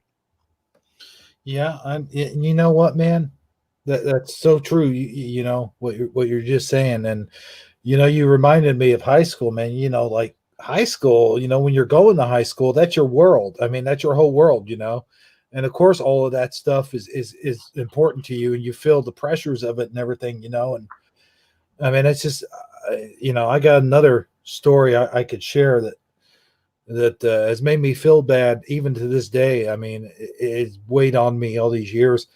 I knew this kid, me and him, I think we were about the same age. We used to play basketball in the gym during lunch, like every lunch hour, like we'd play basketball and we'd make bets, and they'd be small bets, like 50 cents or whatever it is. But anyway, he had a problem that I didn't know about that he had. And at the time, I didn't even, you know, we didn't even hear anything about high glucose trauma or whatever it's called. You know, that thing where if you get either too much sugar, you get too much sugar or not enough, like you go into a coma. Low glucose, or you can go into like a shock type thing. You can go into a coma. You know, I found, and that's kind of what I'm dealing with right now on a personal level. So please go ahead and share. But so we didn't know what the heck that he had that at that time. And I knew that the 50 cents, like every lunch hour, he'd go and buy him a Coke or something like that. I mean, and this one day I was playing basketball and we got done. He had beat me again, you know, gosh darn it. But you know, I had found out later the ambulance showed up, and we were all like, "Oh man, what the hell's going on?" We was all worried about what went on and stuff like that. And man, it's kind of hard for me to tell this story, but I'm telling it anyway since you shared yours. And but man, we found out later that he had drank too many Cokes that day or something like that, and but he ended up dying. And man, I tell you, yeah, I have felt personally responsible for that for a long time, and I beat myself up over it. Why would you feel responsible? Why would you? Yeah. Well, because Why, I felt like I was the one that gave him that 50 cents to buy that extra Coke or whatever. Yeah. Well, I mean, yeah. Did he know that he had this condition? Yeah. He had known, yeah. Well, I'm sure that he knew that he was supposed to stay away from the Cokes. You got to stay away from the Cokes. I mean, that's the first thing they tell you is no more Cokes, And I mean, I wouldn't call it your fault. You didn't know. I mean, if you'd known that he was that way, and of course you saw him drinking a Coke, you probably would have said something, or maybe been like, if you knew how deadly it was, and you had been well versed on this, yeah, those things are really sad, and you think about it, but you should. I don't think really in that case. It's just like with Mike, man. I had lost touch with Mike. We weren't connected. I mean, I do feel like I could have done something had I known. And I think that's where you should leave it. I don't think you should have any guilt over that because, you in fact, you were trying to do a good thing. I mean, how many kids help other kids, how many other kids give 50 cents to somebody else, I mean, a lot of times kids don't even do it like, nah, it's my money, whatever. But I mean, you were just trying, you didn't know what he was going to buy. And unfortunately that was a terrible situation, but yeah, man. Look, I've been dealing with that now for a month, at least a month, and out in Ketchum, man, I got really loopy, and I felt really like strange. Like I was like, what the hell's wrong with me, man? I just couldn't figure it out. I felt like I was getting sick, and dude, I remember like I knew something was really wrong with me when I was walking to my room there, and I really want to participate with people, but I felt so off, man, and I felt really bad. I ended up apologizing to Cynthia Sue Larson and and all the people that attended that event. I called Dark Wolf and I said, look, I'm sorry, man. I apologize for what happened. I didn't know that I had high glucose levels, and I was walking to my room, man, and I'm telling you, I couldn't walk a straight line. I felt like I was drunk. I was probably in a serious condition. I probably should have went to the hospital, but I didn't know. And so something seriously bad could have happened to me. But I just was struggling with that. And when I got back, I checked myself into the emergency room. And that's when I went to the emergency room a few weeks ago. I guess it wasn't that long ago, like a few weeks ago. But I scheduled to go back in on a day that they weren't busy. And I went ahead and I fasted because I knew they would check my blood levels. And I started to think, I started research. I'm a researcher, so I'm looking into this. And I'm thinking, I think I might be dealing with a little bit pre-diabetic crap here. I hate to admit it, but it might be happening to me. So I need to, watch myself, check myself. And so I went to the emergency room. Sure enough, the levels were pretty high, and then I came out of there feeling better. But and now I'm working on it every day, and I'm cutting out sugar and stuff like that. But it is sugar is it's probably it's just as big a demon as alcohol. Yeah. Like I thought I had gotten rid of my demons, but no, there's another one to fight, and so it's fine. I'll fight this demon and I'll win. But that's the thing is like, you don't realize how addicted to sugar you are, man. It's an error. Like I find myself craving like, sugary things, I don't really, I don't need them. Yeah. That's another thing, man, is like, you don't even, I've been diabetic since my like late 20s, early 30s. And I got to tell you something, man, it is a bit of a struggle. The only thing about me is I don't really care for sweets too much, but I love my carbs. Like I love my pasta, my rice, my bread. Yeah. Oh man, you just don't realize how much that stuff turns into sugar when it gets in your system, and that will totally fuck you up as far as the diabetes goes, man. I mean, you don't realize it, Yeah. Are you doing insulin or what? I was at one time, and then I lost a bunch of weight, and now they just got me on the metformin. Are you on the metformin or insulin? On the metformin. Yeah. Okay. But I don't feel like the metformin's working that great. Like I feel like I'm struggling with the higher, like it just won't get down to around 100, 150 where I want it to be. It's still, up there a little bit hot. In the 200s? 3. Wow. 3, Yeah. 4. You might need to talk to the doctor about raising your. Are you taking 1 or 2 a day? 2 a day, 500 milligram. That's what I take. Yeah, and I wonder if it's just not, my body's not really working. It's not working with my body right now. Maybe I need to lose more weight. I am a little bit overweight. I definitely need to work on that. I need to be more proactive in the gym. There's a lot I need to do, still do, and of course, quitting the smoking is another thing. Yeah, we've talked about that in private. I think I told you about the smoking. That's a bitch too, man. I joke with people, I'm like, look, the reason I smoke is so that I don't kill you. Okay. I'm doing it for you. Okay. You have no idea. I can be very high strung. The smoking keeps me even keel. So I just, whatever. But, I guess I could vape. I don't really like the vape that much. And it's like, but so, I don't know. I joke with people and say, I smoke healthy cigarettes, though. I roll my own. I roll my own with natural tobacco. And look, I don't have none of that chemical that you guys smoke in your cigarettes, or that fire safety bullshit. Dude, that's got to be evil. Who put that in those cigarettes, man? Oh, boy, that stuff is nasty. That stuff goes out on its own. It causes your cigarette to just extinguish itself. I mean, what kind of chemical is in that crap that does it? You're inhaling. That can't be good for you. Okay. So the way I say is like, yeah, mine are healthy. I smoke green cigarettes. Right? Yeah. Okay. Yeah. Hey, I tell you what, though, if you seriously though, man, if you do it that way, not only are you not getting all those chemicals, but you're saving money too. So you're saving money and you're smoking healthy. How about that? Dude, but I'm smarter than the average bear, boo-boo. Cause see, like I look at, like, I will crunch some numbers. I know how to eat cheap. I know how to go through life cheaper. I mean, I am not that I'm cheap. I just know how to be, really careful about how economical. I'm very economical, sir, especially being on YouTube. Let me tell you, you have to be economical, buddy, because if you're not economical and you don't cut out some things, you ain't going to make it long. I can tell you that. But no, seriously, a long time ago, when cigarettes were getting up to like $5 a pack, I was like, the hell with that. And actually it was at the same time as the FSC crap. I went to this dude, and like, it's good and bad. It's sort of a double-edged sword here.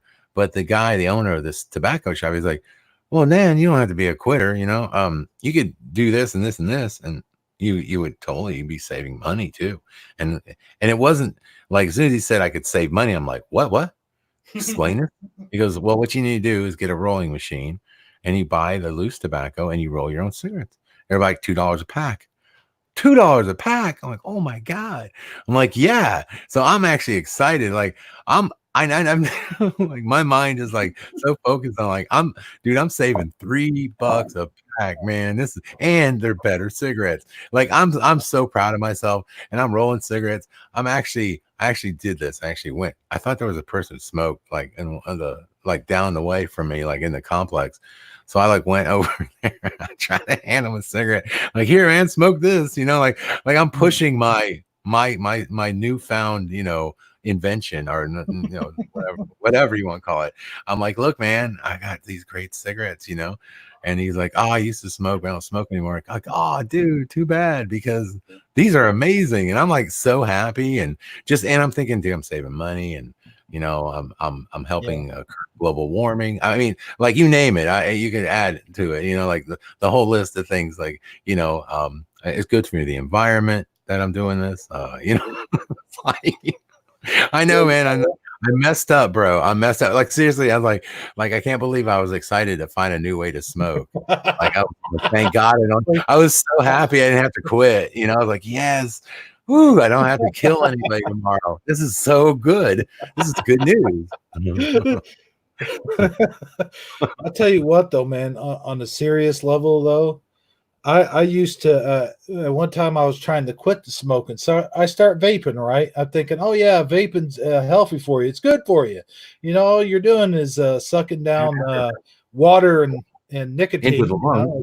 Yeah, what could go wrong there? Right. You know, you're putting in a bunch of water vapor into your lungs, of course. Right. But then I heard Then I heard people were dying from this shit, and I was like, yeah, nope. I threw away my vape pen that day. Well, I'm like, you know, here's the thing. There is a little hype to that because if you smoke the things like you're supposed to, okay, Right. and you don't have vape competitions where you freaking literally put in like 4 ounces of fluid into your lungs in a vapor form and then spit it out to see who can win $1,000. Like, dude, the way the kids were doing it, they're going to the extreme. That can't be good for you to suck in that much crap. It was never meant to do that. It was meant to inhale it and exhale it in small amounts. Nobody ever thought that people would just be like,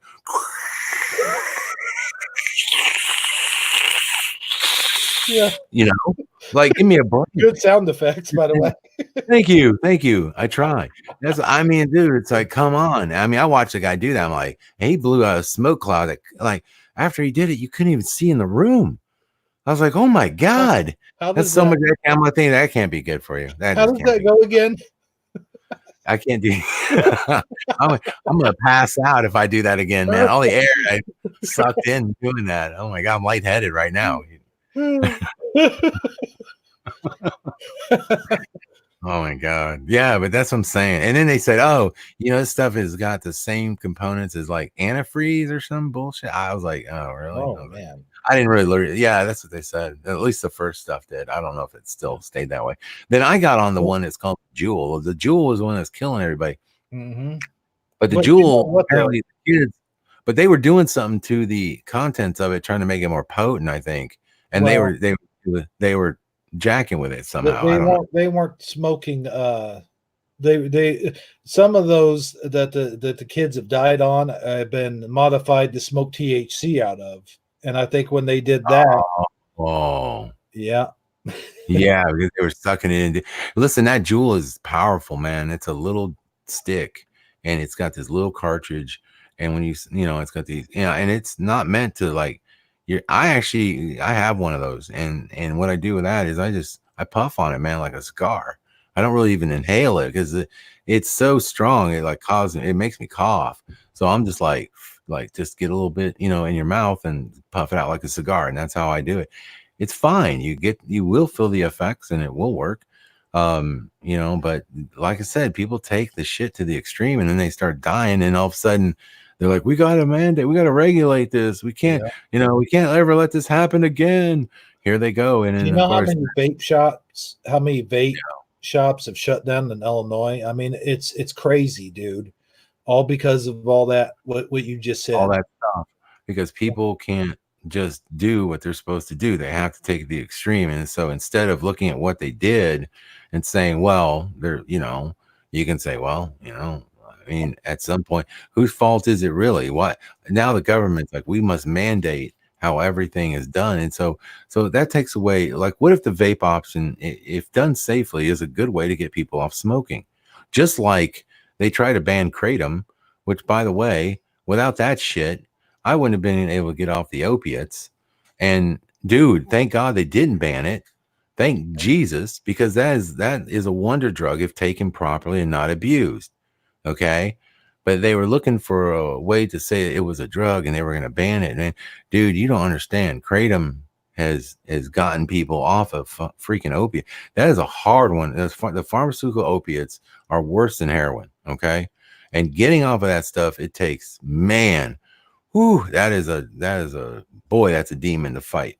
And I'm telling you that kratom has done wonders for people, and thank God they didn't ban it. So my point is it's taken away a step to getting off smoking. What am I supposed to go to the patch? Gross. I hate that patch. I tried that before. Oh, well, I broke out. You're not supposed to lick it. I did. Yeah. Well, I maybe the problem. I didn't realize that. I didn't know you weren't supposed to run around with 3 patches on. I mean, who knew? I mean. Yeah. I mean, I walked around with a patch on my forehead, bro. Just wore a bandana, you know? Yeah. And like I kept them really, you put them in strategic places that you want, nicotine to be in your body just so you can feel normal. I've tried all that. I tried the gum. The gum sucks. It's the worst. Ugh, yuck. Gum sucks. I'm going to have to stop this. Now, I do have the vape, so I can do that. I have the dreaded Juul, so I can do that. I've got plenty of cartridges, so I can't quit. I really can't. I just, just whatever. I just need to do it. I'm just like, I'm always like, okay, look, I'll get through this next week. This is going to be a heavy week of broadcasting. I think I need my nicotine, but you know what? Here's what I'll do. And I'll stop. And then, I'm trying to work. I mean, I just need to quit cold turkey is what I need to do. Just quit, stop. I can do it. I've done it before. I did. I quit for like 4 days. And I was fine. I actually felt okay. Like the first day was real rough. Second, but these all natural cigarettes that I smoke don't have the chemicals that keep you as addicted as regular cigarettes. Yeah. It's the truth. I mean, I'm not making fun. It's true. It's true. But at the same time, I know that if I just go to the vape, I can do it, man. I don't know. It's one of those things I have a whole bag of tobacco. I don't want to waste. Right. Like, what am I going to do with a bag of tobacco? Good reasoning. Yeah. Right. I'm thinking, I get that down to a manageable amount, or I can be like, okay, I can toss it now. I know it's terrible to say, I know I'm crazy, bro. I know. I just need to do it because really. Plus, you know what? You got to keep that deep voice, man. You got to keep smoking so you get that. You get that deep voice. Just voice. Yeah. People ask me like, dude, how did you get your voice? I'm like 2 packs a day for you do that, you'll have a sexy voice too. Like anybody can do it. It's sexy voice. That's the trick. Yeah, I think so. Because I listened to myself back in the day, and I sound like a millennial. I was like, I don't know what happened. At some point, my voice changed, and then like kind of around Mandela Effect, I think I screamed. And then I just destroyed some vocal cords or something. And then all of a sudden I came out with, the voice I have, because my whole life, I never had anybody go, dude, you got a great voice. You should do radio and stuff. That's never happened to me ever. Like, so I was like, it was really weird when people were like, dude, hey, by the way, Dan, really like your voice. I'm like, what? Like, huh? I didn't understand all that stuff. It was really kind of strange. And then people were like, dude, you should do ASMR. And I was like, oh, what's that? So I Googled it, and I'm like, then I watched it, and I'm like, I'm absolutely not doing ASMR. That's weird. No, I'm not going to sit there and be like, brushing stuff up on the microphone like this, hi, I'm Dan. I'm brushing the mic. don't you feel sleepy? No, wait. It gets creepier. Hold on. I'm going to eat a pickle, and I'm going to chew. I'm going to chew in the pickle, and that way you can hear the sound of me chewing, and that'll make you sleepy. What the fuck is wrong with people? Dude, what happened to raindrops and running rivers and the sounds of nature? Whatever happened to those sounds? Now people are like, I'm like, oh my God. And the millions of views these channels get. Oh my God. It's incredible. Yeah, Sagittarically Speaking was talking about that one day. He said, when I first started listening to Dan's show, he's like, I listen to Dan's show, man. It would always help me go. It always helped me go to sleep. Just listen to that voice and just. And he wasn't saying that you were boring or anything. No, I totally get it. No, it's weird, man. Look, I know what it is, and I've come to grips with it. It's like, okay, this is me now, okay. But it's funny when you have people on your crew like that tell you, like, yeah, Dan, listen, I'm gonna listen to your broadcast so I can go to sleep. And I'm like, what? You're using me for ASMR? I feel like a whore. It's so weird. It's like, wait a minute, what? I didn't think this was a long time ago. So somebody used to be on the show, but anyway, they told me they go to sleep to my voice, and I just like, I don't know how I feel about that. That just feels a little like gay. I mean, I gotta tell you, like, my boy is telling me he listens to me talk, and he goes, and it makes him go to sleep. I'm thinking, I don't know if I want to be in the same room with you, man. And in that capacity, I feel like I should have a say in this.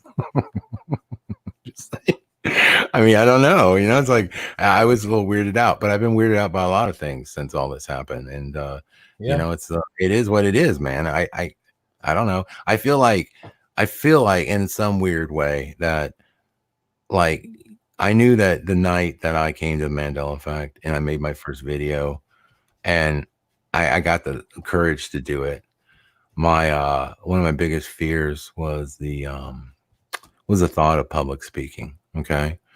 And that night, you know, I think honestly there's something that happened, man. You know, that night I changed. I became a different person. You know, I've been meaning to ask you. I was going to ask you. Yeah.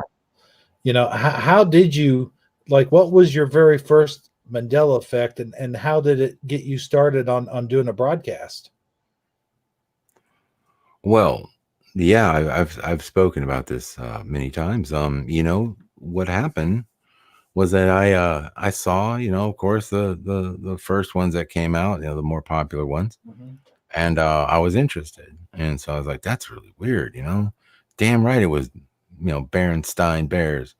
Bullshit, it was no Berenstain, you know. Man, I was like, and so I was researching. There wasn't a lot of channels putting out Mandela at the time. It's pretty fairly new. This is April. Oh, by the way, this is April 11th, 2016. That's the date. I actually remember it. Like that was a transforming day for me. So I was at the shop. I was working, and then I had researched the pyramids my whole life. Like I'm telling you, man, like that. This is the strangest thing. I'm going to tell you the truth about this. Okay, when I was a kid, I always had just a knowing that there would be something important that I would have to do. And I remember it was going to be a big importance and it was going to mean a lot to people, but I didn't know to what extent. I actually felt like it was, but it was big. It was something that the world would actually know was happening. Okay. And I felt like it was on that scale, but as I grew older, you know, I thought, oh, well, 2001, you know, 2000 happened and, you know, nothing happened. We went through, you know, all these 2012 had happened and nothing happened. So I thought, well, whatever I felt must be just not really true. You know, it must not be something that's, must be just a feeling I had or something like, but I always felt like there was something that I would have to step up and do. Now, I'm definitely afraid at the time of public speaking. I would sit there and literally cringe when people would be at a microphone and talking in front of people. I'd be like, oh, how could people do that? That is so weird. I used to think, how do these announcers keep talking on the radio and just sharing like their thoughts and, you know, over and over? Like, I feel like I would be, you know, tongue tied and stumbling over my words. I never took any courses on doing what I'm doing. Like, this is all new. This all happened in 2016. So remember now, I'm afraid. And then all of a sudden I'm watching a video and this freaking dude in a comment section says something like, when was there 2 twin pyramids? And I'm like, there's not twin pyramids. There's only one pyramid. What are you talking about, dude? And I go and look, and it was just a comment in a random video of Mandela. And it was like a scrolling text video saying, this is different, whatever. I wish I could find it today. It probably doesn't exist. But I went back and I looked and I pulled up the picture of the pyramids from Cairo, nonetheless, which was odd. And I see 2 giant pyramids and I'm like, oh shit. And my friend Jennifer T was at the shop. She was there. I was actually working on her car and I'll never forget. It was about 9 o'clock at night. She's about to leave. I'm at the computer. She's talking to somebody. And I actually just thought I'd look up a random Mandela video. And then I fell to my knees. Okay, I fell to my knees because I felt like the power of the Holy. Yeah, literally, she watched me do this. I felt the power of the Holy Spirit at that point. And when you feel that and you realize that this is so much bigger, so it's like then I realized that this is the event. This is what I've been waiting for my whole life. And then I said, oh my God, what is taking place here? I know that I researched this area, you know, the Giza Plateau my whole life. I know that it linked to Orion. I knew that Orion matched the volume of the pyramids in that order. I mean, like the order and everything and the alignment was always perfect. And this is what we were told. Okay. So I fall to my knees. Jennifer T is there and she's like, I'm like, I'm taking deep breaths. I feel like this energy come over me. And I was like, oh my God. I was like, I mean, everything is like deja vu and all this stuff just kind of like hitting me all at once. And then I realized that this was so important. And so she left, and I literally went on back online, and I got up and I started looking for, like ways to upload a video, like how can I do it? And I'd seen people do the screen capture stuff. So I was looking for some screen capture software, and I've never used it before. I don't know, whatever. So I found it, and I downloaded a free version, and I uploaded a video. And then the next day, I uploaded a video about 2 or 3 o'clock in the morning, I think it was, but it was the next day. And I remember thinking, oh my God, like when I woke up, I was so like, oh, like, holy shit. I was like, I just made an ass out of myself in front of the entire world. I thought they are going to be laughing me off of YouTube. Okay. I was like having all these horrible thoughts like, oh shit, dude, I've done it now. Yeah. I've lost my mind. I literally said the pyramids have changed. And I just was like, I don't know if I was trying to take an update or whatever, but there was like a fear because I was like, what are people gonna think of me? Like, how are they gonna, now I don't give a shit. I'll say whatever I feel. But at the time I was still the old way, I'm still worried about how people looked at me and whatever. So I went and ran to my computer, and lo and behold, if not like 60%, 70% of the people didn't agree with me. There had been like about 200 views on it overnight. And I was like, and people were like, holy shit, dude, you found, oh my God, and I was like, oh, wow. And so I was really, happy that other people saw it. And so that's why that's what started it all right there, and then that's when I wrote, what's weird about that video, dude, and this is a Mandela effect or something's going on with this video. But I remember seeing this video with almost 1 million views. My first video had almost 1 million. Then I remember one day I go to YouTube, and it was like after, how sometimes we all experience like what we call a shift. Well, I remember after that particular event, and this happened later on, but it was down to 300,000 views. And now if you look at my video now, it's at 176,000. Oh, wow. I absolutely have seen this thing like sort of, get tapered back. And I don't know if it's YouTube doing it. I don't know if it's just actually proof of actual views. Just, I don't know how the views got removed, but I absolutely remember that video with almost 1 million, dude. That's what I'm saying. It's like, it almost seems like a different timeline, or there's a change in it, and things happen. And like, I don't know. So now it's just strange to me. So I don't know what's going on with that, but it could be just YouTube. And maybe I'm, I don't want to speculate on what, like it might be, some type of shifty stuff, but then again, it could be, who knows? So there you go. Well, I tell you, I know that feeling about having when the Holy Spirit hits you, it just hits you hard, man. It's like, I got a short story I got to tell on that, man, when I first experienced that. And I think I've told this live on there before myself, but it was, I was in Walmart, and I saw this lady, and she had this kid, and the kid was, I don't know, you could tell there was like something not quite right with him. You know what I mean? I don't want to say like mentally challenged or whatever it was, but I just, for some reason, I felt compelled, and I could say it now, but I didn't know what was going on back then, but I felt compelled to go over to her, and I went over to her, and I touched her on the shoulder, and I said, God loves you. That was my exact words to her. And then I walked away.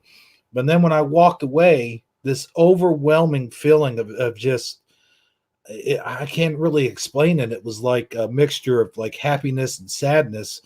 And then I just started to break down and cry right there in the middle of freaking Walmart. And I'm, I am not an emotional guy. I don't show my emotions.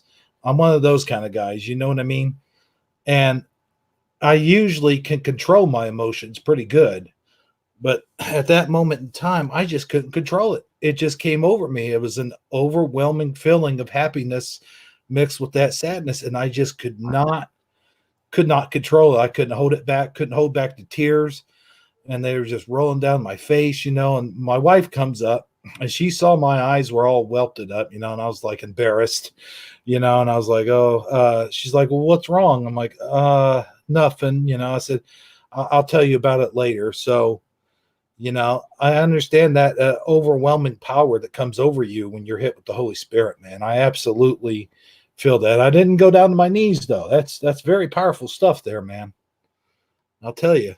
Yeah, absolutely, man. Yeah, it sounds like. So, did she say anything to you after you touched her? Did anything happen with her? No, nothing. I just, like I said, I just said it and walked off. I guess you just I didn't really see what her reaction was or anything. And, but again, that's sometimes how the Holy Spirit works. If you got a message to tell someone, you just tell it. You don't even think about it. You just do it, man. And man, it was overpowering me, man.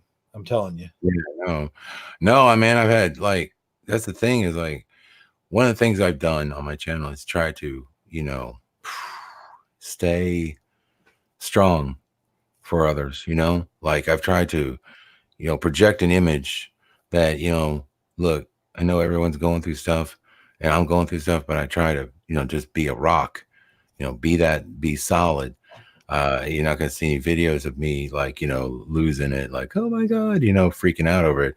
But the freakouts that I've had or the emotional, aspects of it have always been, I don't think somebody who is a leader should worry about. I think somebody who has those emotional things is a better leader, who has emotional aspects to this thing, because if you don't have those emotional aspects of what's taking place, then I just personally don't want to do it online. Okay. I don't try to, get too emotional. I try to keep things on an even keel because I think it helps other people who are dealing with it on other emotional levels.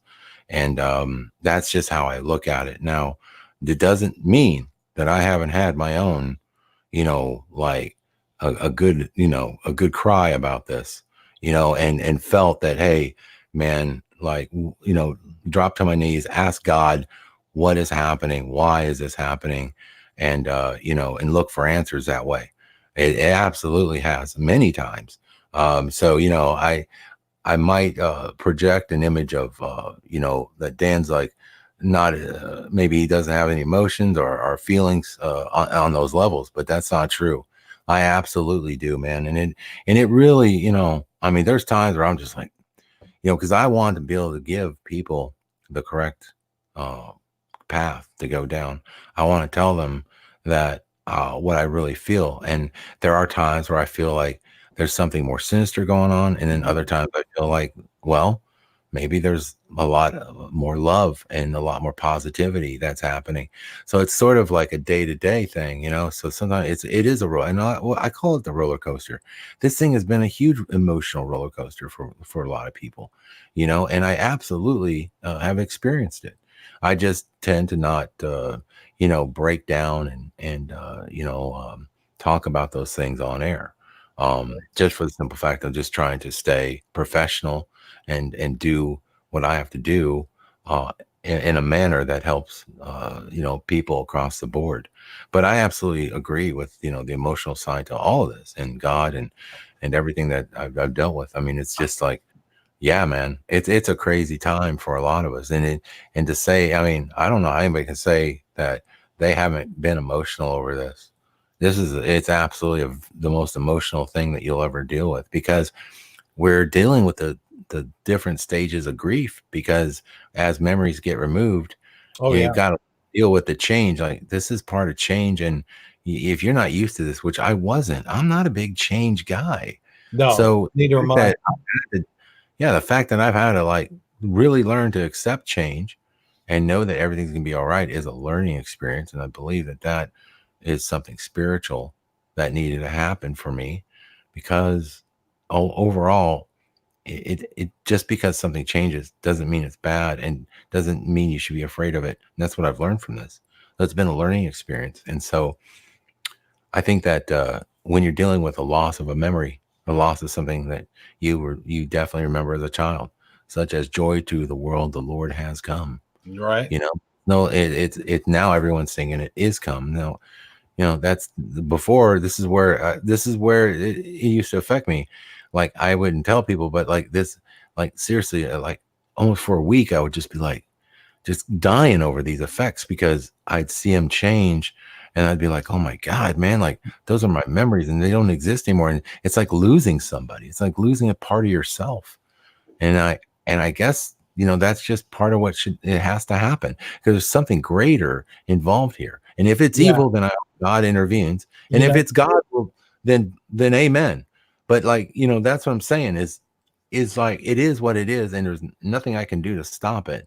But at the same time, I can still, report on it. We can still be here for each other, build the bonds built throughout the community and the social networks that we have, and just hang, man, just deal with it. I mean, that's what we have to do. Yeah. What's happened to me, man, is I think it's brought me closer to the Father, because I mean, there was times like I still believed in God and I still prayed to the Father and stuff like that, but I have never been closer to the Father that I am now at this moment in time since the Mandela Effect. And I feel that's what opened my eyes, and I feel that's what's brought our community closer. There's a great message in there somewhere, and we just have to learn to decode it somehow. And that was another thing that I was going to say is I've noticed another connection that we all have. Seems like we've all gotten a little bit more spiritual. And I'll tell you, man, I never thought in a million years that I would be doing Bible readings and Bible readings of all things long enough doing these broadcasts, and I'm just so happy if it reaches whoever it's supposed to reach. I don't care if there's, 20, 25 people watching, or if it's just one person watching. If it's who we have to reach, then so be it. You know what I mean? Mm-hmm. Well, I always think too, like, the things that I retain from the Bible have so much meaning now than they ever did before. And I remember reading about, God's people were a peculiar people, and boy, aren't we ever. So I always feel like we must be God's people because we're peculiar. We're the most peculiar people I've ever met. And so that's a good thing. That's great. I think that, that's why God called upon us to be the witnesses in this time. And I think that, as crazy as it is and as hard as it is to experience, God knows what you can stomach. And I think that here's the thing, let's be honest. I mean, dude, all of this stuff is going on.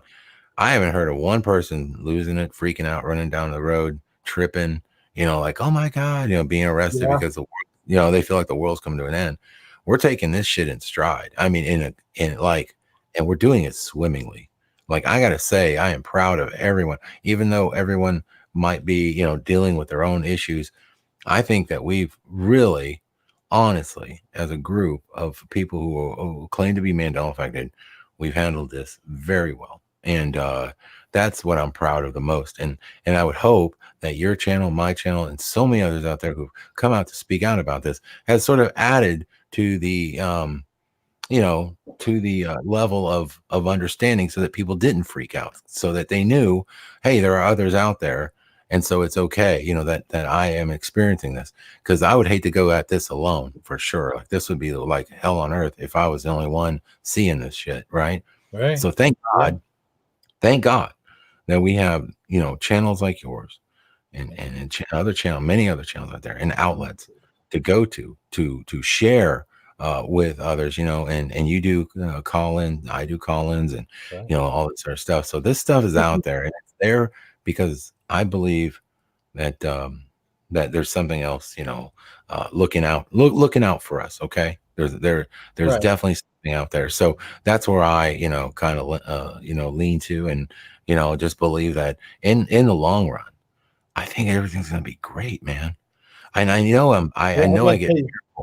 I get fearful, but dude, I have a vision, dude. I have a vision that, like, just like the Mandela Effect, where things can change overnight, those things are going to change overnight for all of us. And I think one day, like,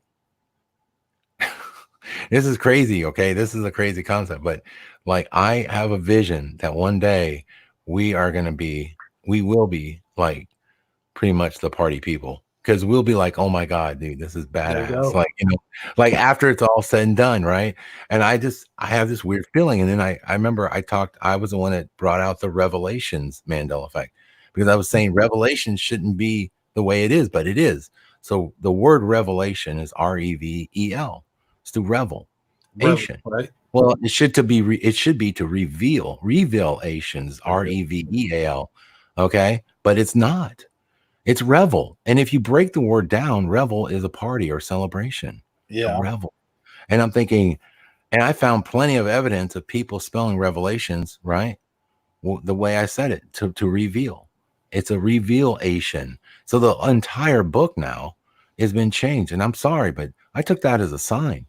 I took that as a freaking sign, man. Like, this is going to be a positive thing at the end. Because now Revelations isn't the, well, it's not as scary now that I see the actual context of the word.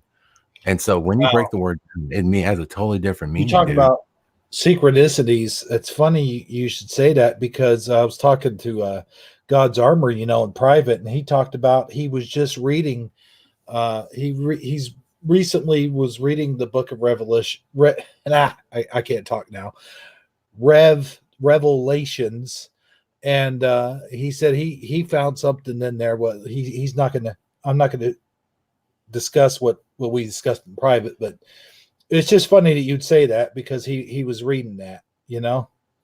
Yeah. Had to talk about. But I want to talk about real quick while we got Dark Wolf's Den in there. Hey, I want everybody about Dark Wolf real quick. Can I just say something? I gotta troll him a little bit. Okay. I do. I have to troll Dark Wolf.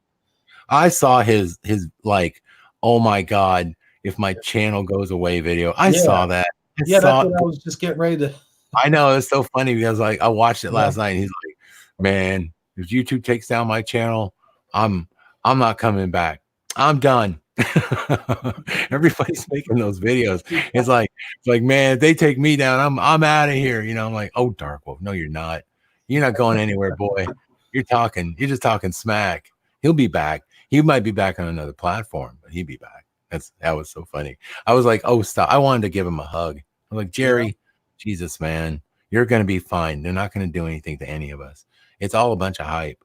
And if they're looking for certain channels, then it's going to be ones that really, maybe it's ones that really promote stuff to kids that shouldn't, but none of us are doing that. And, I don't know. I mean, could it be something more sinister later on? Sure. But right now, I don't think they're going to do anything. So far, I haven't heard of anybody's channel that I subscribe to that got taken down. So,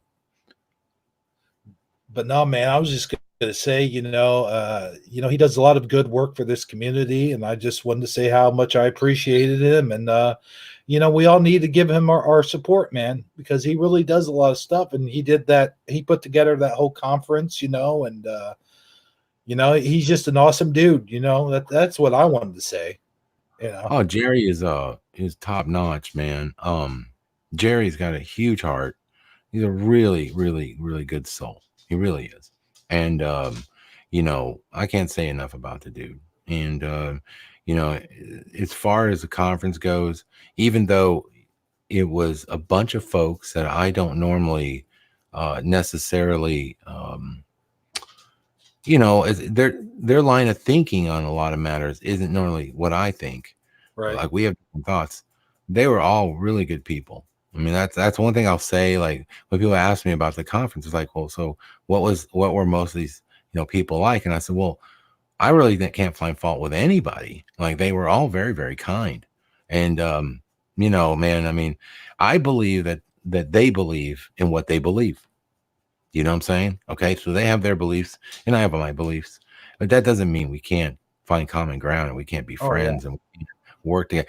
I mean, I always try to approach it like, and I know this is a cliche term, but like, how would Jesus approach it? How would he be like, oh no, no, of course Jesus wouldn't do that. So even if they don't necessarily carry my spiritual, my YJD points, right. As long as if they don't carry that, that's fine.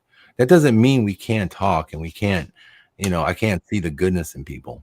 And so, they were really good folks. And, I would love to come back up there again and feel a little bit better this time, and hopefully not be so, not just be feeling the way I was, when I was going through the whole diabetic thing. So that would be awesome. But yeah, I had a great time up there. It's a beautiful area, very quietest place I think I've ever been. I felt like I was on the moon. The mountains are insane, dude. They got some crazy mountains. I think those are buried Nephilim. I do. I think those are buried Nephilim up there in those mountains. They're literally skiing on the bodies of Nephilim. I'm kidding. No, they're a type of mountain I've really never seen before. They're so strange. They're interesting, man. And like I'm just like, man, I wish I was a hiker. I want to hike up one of them bad boys. But yeah, I wasn't in any condition to do that. But it's just, yeah, you just have to experience it out there, man. Idaho is a really nice place. Good people, I mean, I'd be out of breath on the first few steps. I can't do that. I mean, you are a little bit, yeah. The elevation's a bit higher than Dallas, so when I went up there, I was like, yeah, I jumped about 5,000-6,000 feet, in elevation. A little shortness of breath, had a little bit, a little bit of that. No doubt, I think it takes a while to get acclimated, but yeah, nonetheless, just really cool times, man, and just hanging out with everybody and talking. It was great, and I really urge that hopefully we'll do more of these conferences around the country where other people can be closer so that they can afford it, and come out, and maybe they can drive in and save on airfare, that kind of thing. So that would be cool. So hopefully this continues to move forward, and we all get a chance to meet each other one day. I was thinking about maybe trying to get something together in the Midwest. I think that would be cool to have like a Midwestern conference, Yeah, absolutely. I mean, I think anywhere would be great. I think everybody should, there used to be the meetup groups and stuff. Like, remember Meetup, the website where you'd find like-minded people and then you meet up with them somewhere at a coffee shop. The Mandela people are so spread out that we're all over the country. But like in Dallas, I don't know how many I could actually pool to come to if it was just a Dallas conference. Yeah. But, Scott and I have talked about Dallas as being a potential location because of the airports that we have here. We have Love Field and DFW.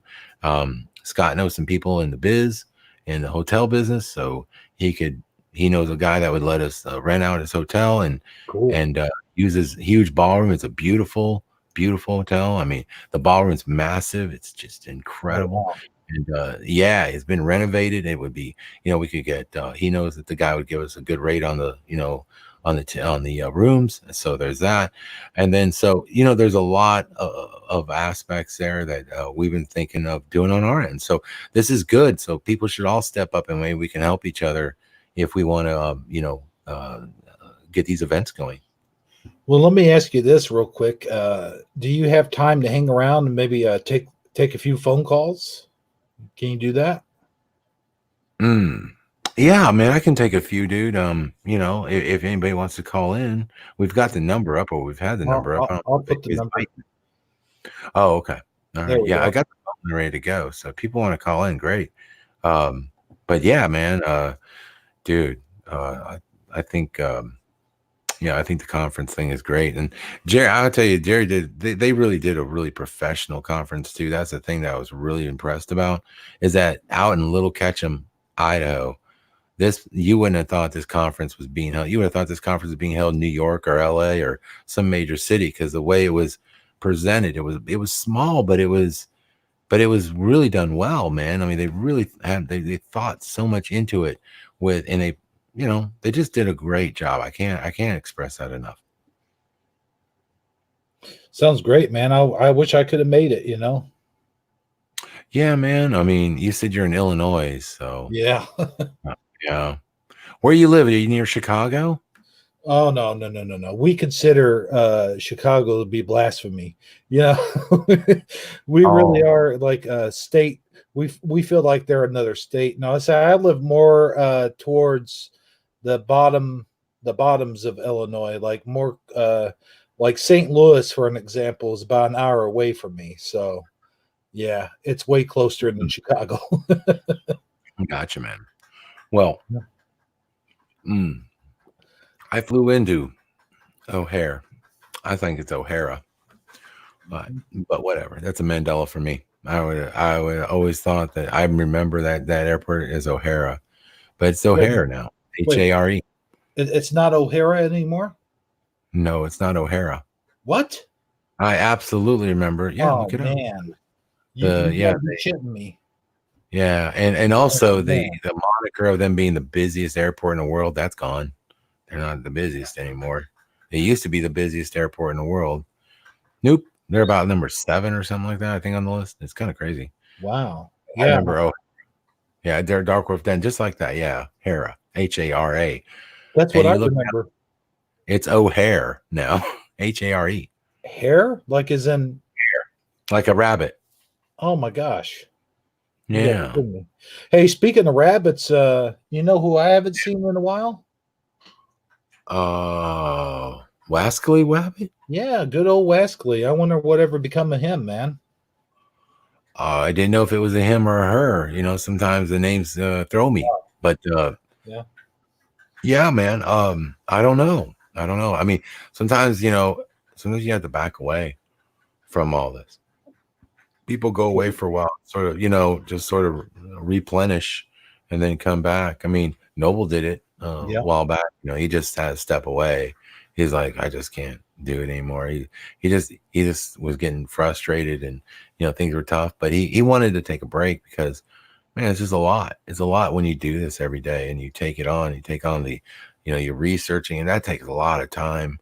Because you want to research and you want to put out good information. You don't want to like confabulate or just take it on face value, That's one of my pet peeves, like someone who gets the information out there just to get the views. You know what I mean? It's like they don't take the time to research or, do any of the what I call the footwork. You know what I mean? It's just all, oh wow, man, this is this way, or this country's moved to 1 inch this way, and sometimes if you just do simple research, you could look at this stuff up and go, no, man, it's not a change. It's just this or that.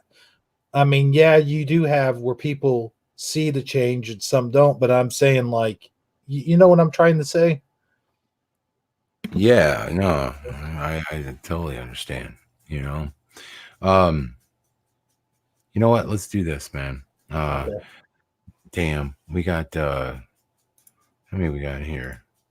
Well, we got some participants in here, so I'm gonna go ahead and call you guys out. Awake and Active, who I don't know who they are, but they have a claw.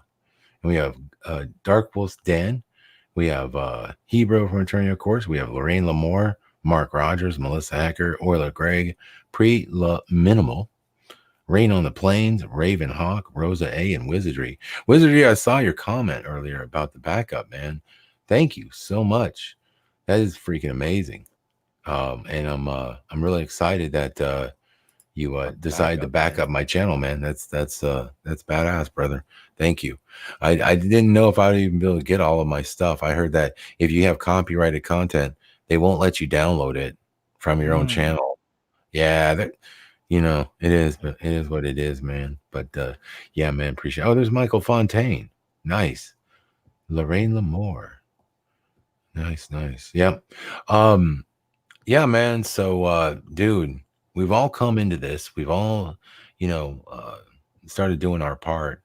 How long do you plan on staying on YouTube? Do you have any plans to move anywhere else, or have you looked at any place just in case down the road things get worse? I'll tell you what, man, I probably should have, but I do not have a plan B. I mean, this is it. If YouTube shuts down, when it shuts down, if it shuts down, YouTube's not going to shut down, but I mean, shuts us all down. I really, this is it for me, man. I might be looking down the road a little bit. If I see some of you guys jump on other platforms, I might just follow you, Oh, I just found out that Awake and Active is Michelle. Yeah. Michelle Opinions. Well, I didn't know Michelle's Opinions changed her name. I didn't get the memo. How am I supposed to know? How long have you been here?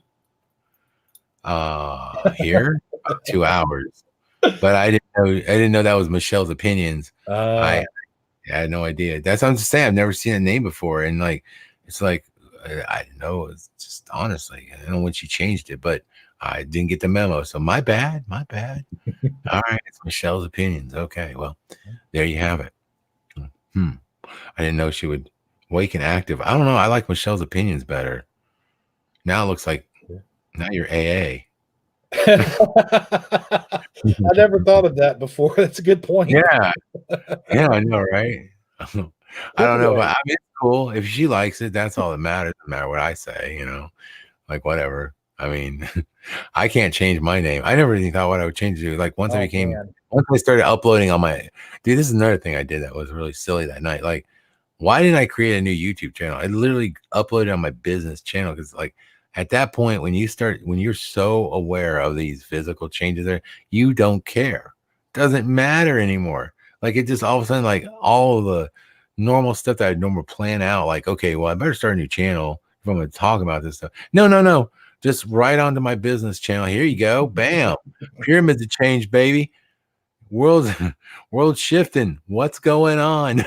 And oh my God. I look back and I'm like, why would you do it on your channel? I guess I could change my channel name, but I kept it. I just kept it. I left it alone. I don't know. Never really thought about changing it. Now I guess it's sort of become whatever known. So can't change it now, So I'll tell you what, I made a mistake one time of changing my name. I changed it to Diva Dan just to goof on you. And well, no, the goof was on me because it was literally up there for like 3 months until I could change it because I didn't realize I had changed it like 3 times within that same month. So I honestly think people forever. started to really.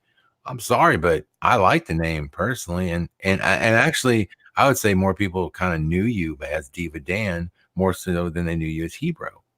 And I think you should have kept it. You'd have more subs. Well, I don't know, maybe. Kidding. I'm just kidding. I'm just being partial. That's all. I'm joking, of course. No, but I don't know, man. I got used to it after a while. I was like, I thought it was really cool when you did that. I was like, oh, that's funny, man. And some people have done their names. They will change them, and it's like, damn, man, that's like a 3-month commitment. That's cool. So I have to say thanks, man. For hooking it up with a name change, man. That takes a lot. So, I got Eddie Von Keen to change his name at one time. I said, man, do it. Just leave it on there. Call yourself Eddie Van King. I said, just do it just to mess with Scarab. You know what I mean? Just let him see it, see if he calls it out. And sure enough, you did. I try not to miss too much on my blog. I like if I see people shifty and changing names, I'm like, yeah, like nah, man. Now your name, now Stavely is the weirdest one. It's Stavely and Robin Keneally. Those two are like, ooh. Now I know I saw Stavely freaking. I don't know what's wrong with Stonebender's name.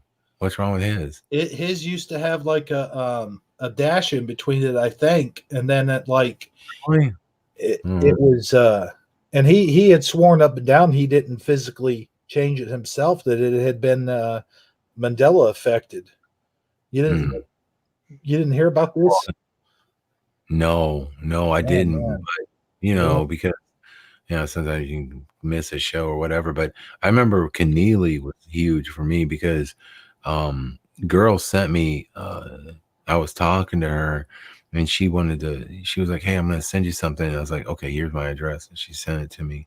And I had the old envelope. This was like a month before I saw the name change.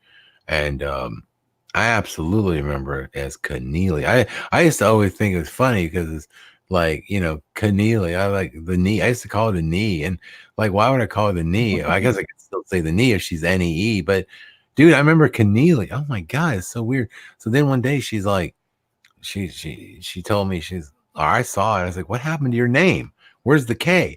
And I freaked out and I actually went live and I put her on the spot and I said, and she even sent me her ID, dude. I blocked everything out, pertinent information, but I had her name on the ID, dude. It was just NEE. L-Y. I'm like, no, it wasn't. And I'm trying to tell him, like, okay, this is it. I was like, asking the chat room. I was like, okay, who remembers Keneally? And like, all these people were like, K. You know, it was like, yeah. And I was like, you're shifty, baby. And I didn't mean to put her on the spot like that, but it was like such a crazy revelation that people's names are changing, right? And it's like, oh my God, it's so weird. So anyway, that's that story. And then of course, Stavely changed. And I remember Vizzy pointed that out. She's like, oh my God, he's got an extra E. I'm like, what the hell, man? And we went back looking to catch him, like messing with stuff, you know, like maybe he's just trolling. But it turns out he's always been Stave forever. Yeah, no, I had a few extra E's in there. But yeah, I'll tell you another name change that freaked me out whenever I seen it. It was Honey Ann Amaya. I think that's her name. But it had changed to Miss Honey Ann. Like, I don't ever remember, or maybe it was the other way around, but whatever it was, did you ever notice that change? Yeah, I think, but see, Honey's I think she's playing around with stuff. I'm a little suspect of Honey Ann, because I know Honey Ann, and I think she might be messing with us. But if it changed, then it changed. And yes, I did not remember it having missed and then did, or whatever, vice versa. You know what's funny is Rain happens to also point out Gensploration. Yeah, Gensploration had 2 N's for sure.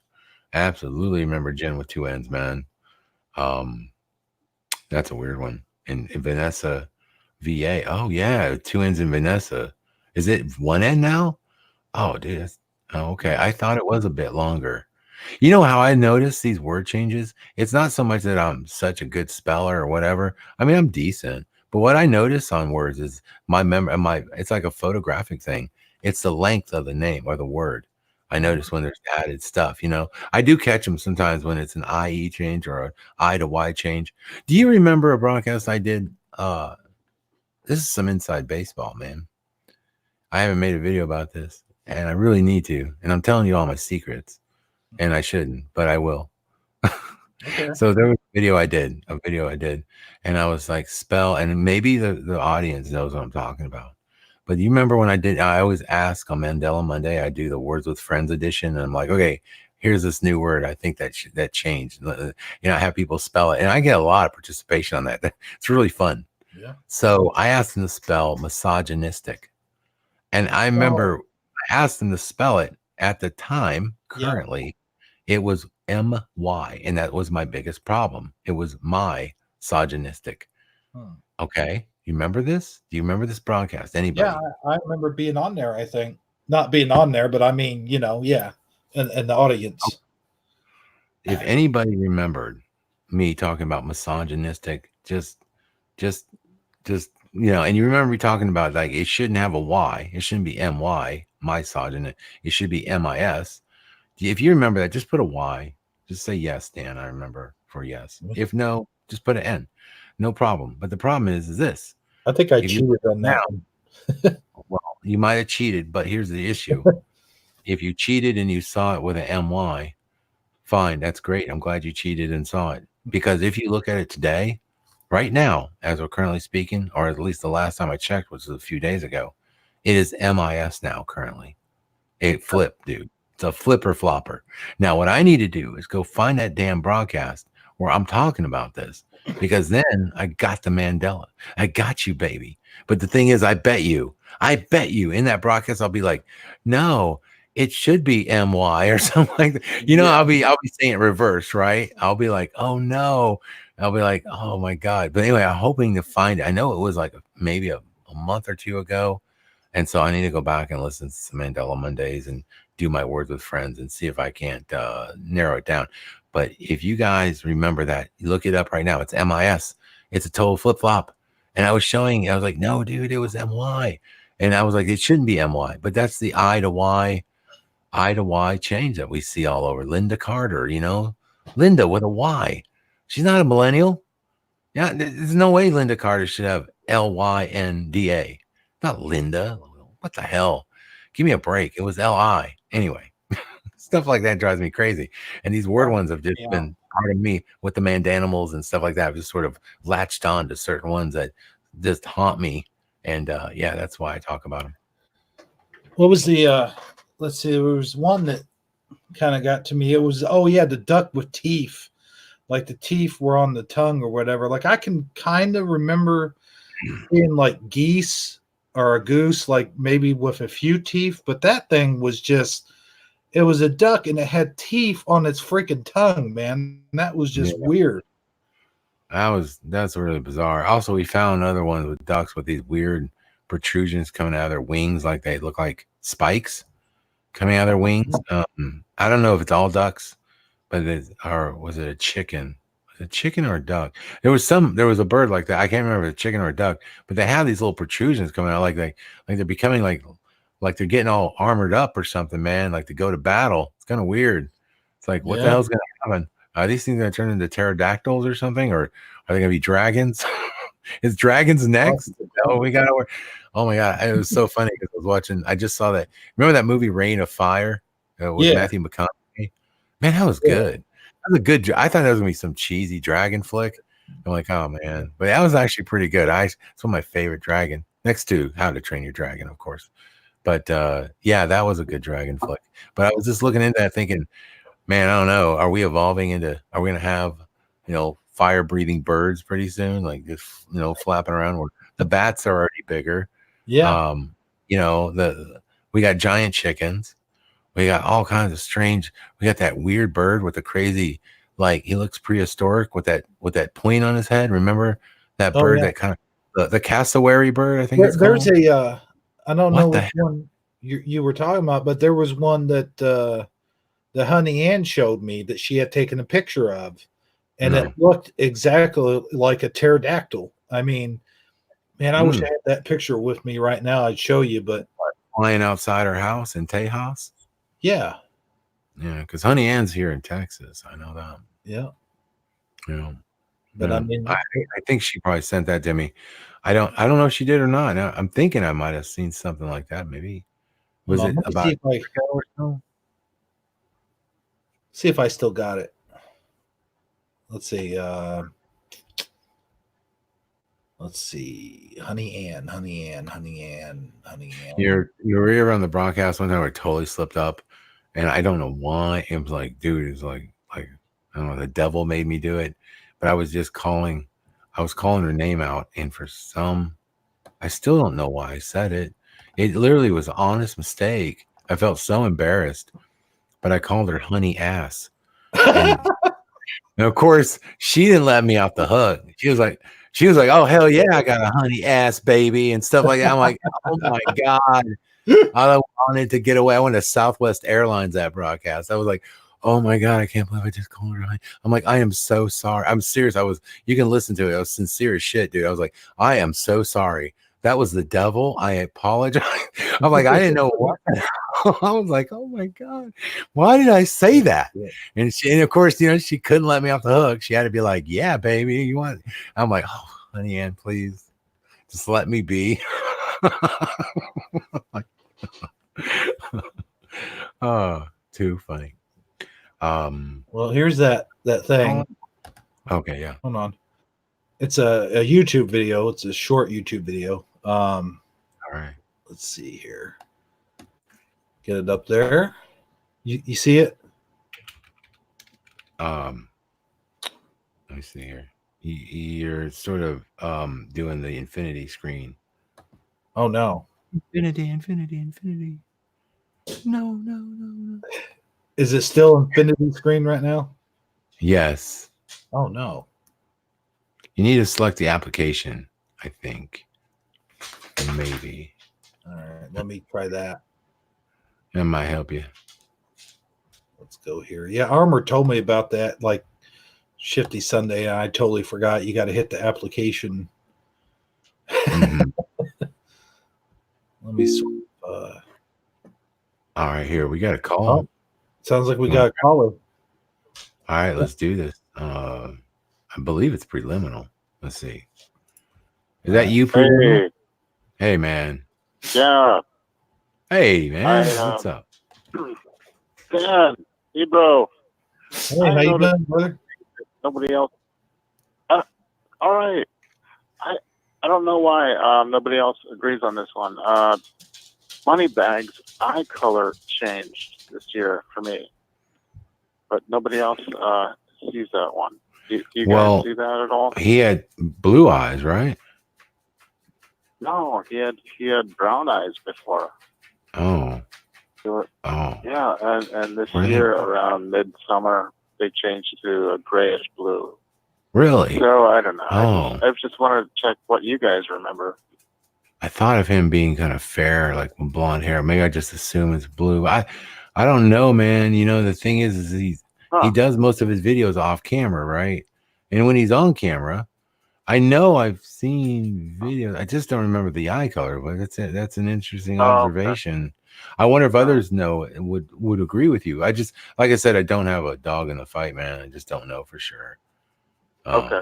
Yeah, for me it was a real sudden, obvious change. Like I just like they were always. Well, I have brown eyes, man. So I don't get on camera much. Yeah. I'm throwing this out there for the record, all right?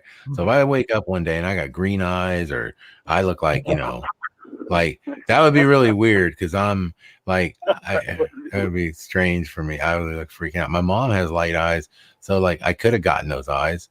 You know, my mom has some crazy, like hazel looking, like greenish, whatever eyes. I don't even know. I've never even seen the color my mom has. It isn't like a in between. I mean, it's, you know, they're either dark or, I mean, for me, it was a no-brainer. I just thought everyone else would have seen the same change, and nobody. Like I'm just really positive on this one, and I even mentioned it in a comment on on one of his videos, and nobody else. So I feel obscured on this one.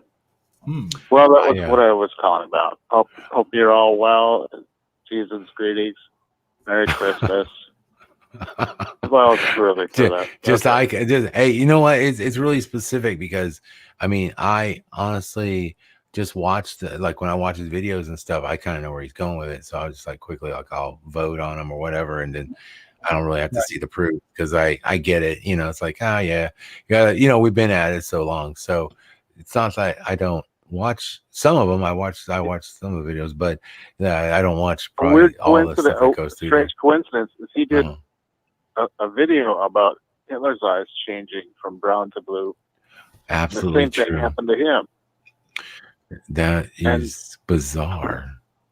Yeah, well, Hitler did. I absolutely believe there. That is weird. Like just from everything I learned in school about Hitler, and you know what I was taught is like, how could this brown, you know, brown-eyed, darker skin, short, you know, dark-haired guy why was he so enthralled with the master race of blonde hair, blue eyes, and very tall, you know, you know, and plus he was part Jewish.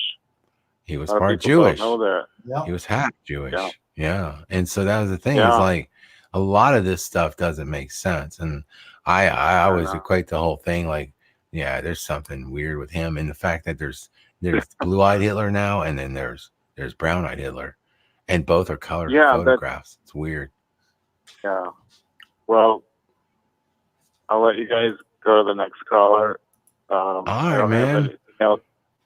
Well, we appreciate it. Yeah. Yeah. All right. Have a nice evening. Talk to you later. All right. Okay. Have a good one, man. Huh. Well. Okay. Yeah. Oh, Hitler's eyes. That's a big one. I think that's a big one for most people because most people grew up. It was really strange that he.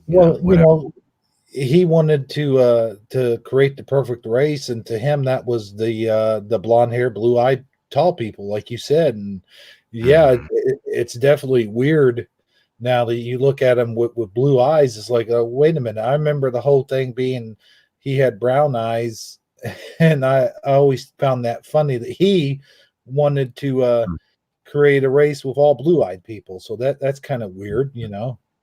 Mm-hmm. Yeah. A lot of that is bizarre, and of course, man, I can get into that topic another time for sure about that dude and about what I think really happened and what was really the whole, you know, the reasoning behind this whole thing, and the way things had to move in that direction for actually prophecy to be fulfilled in a lot of ways, unfortunately.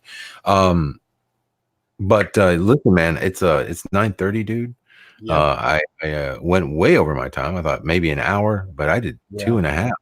Dude, time flies when you're having fun.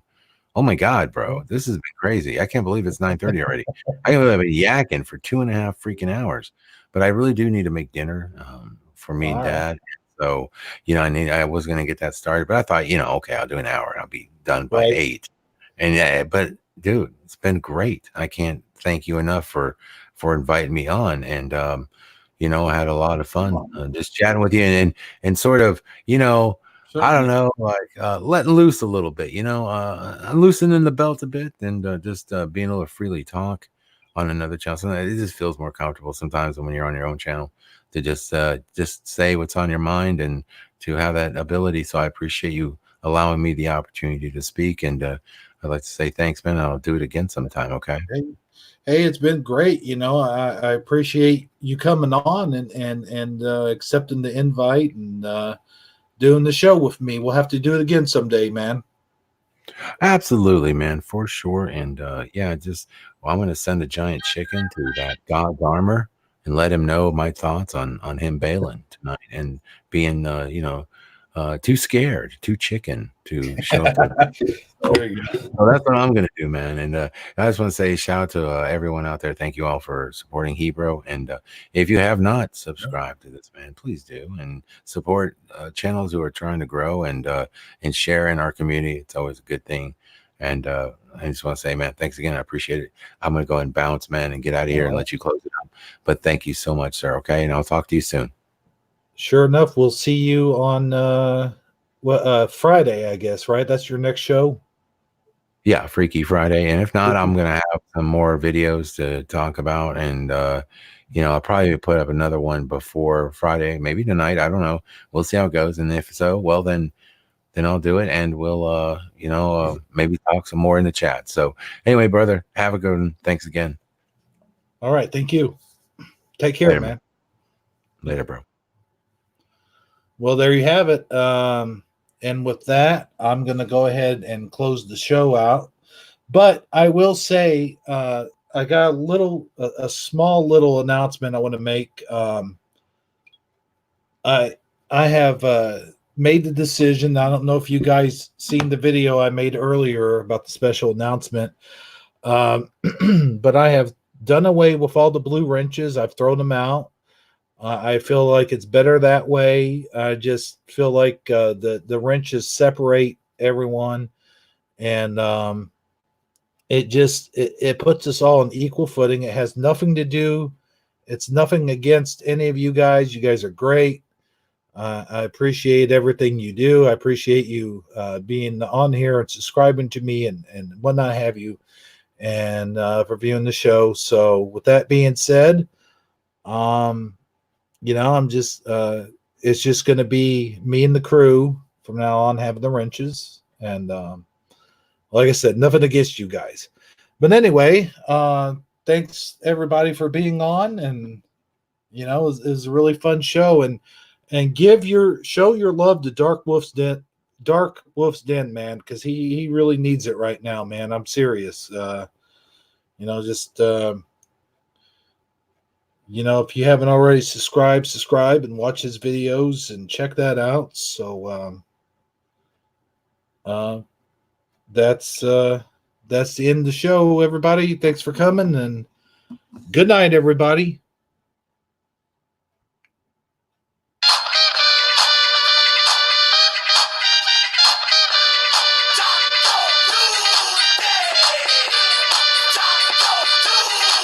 We'll see you guys next time.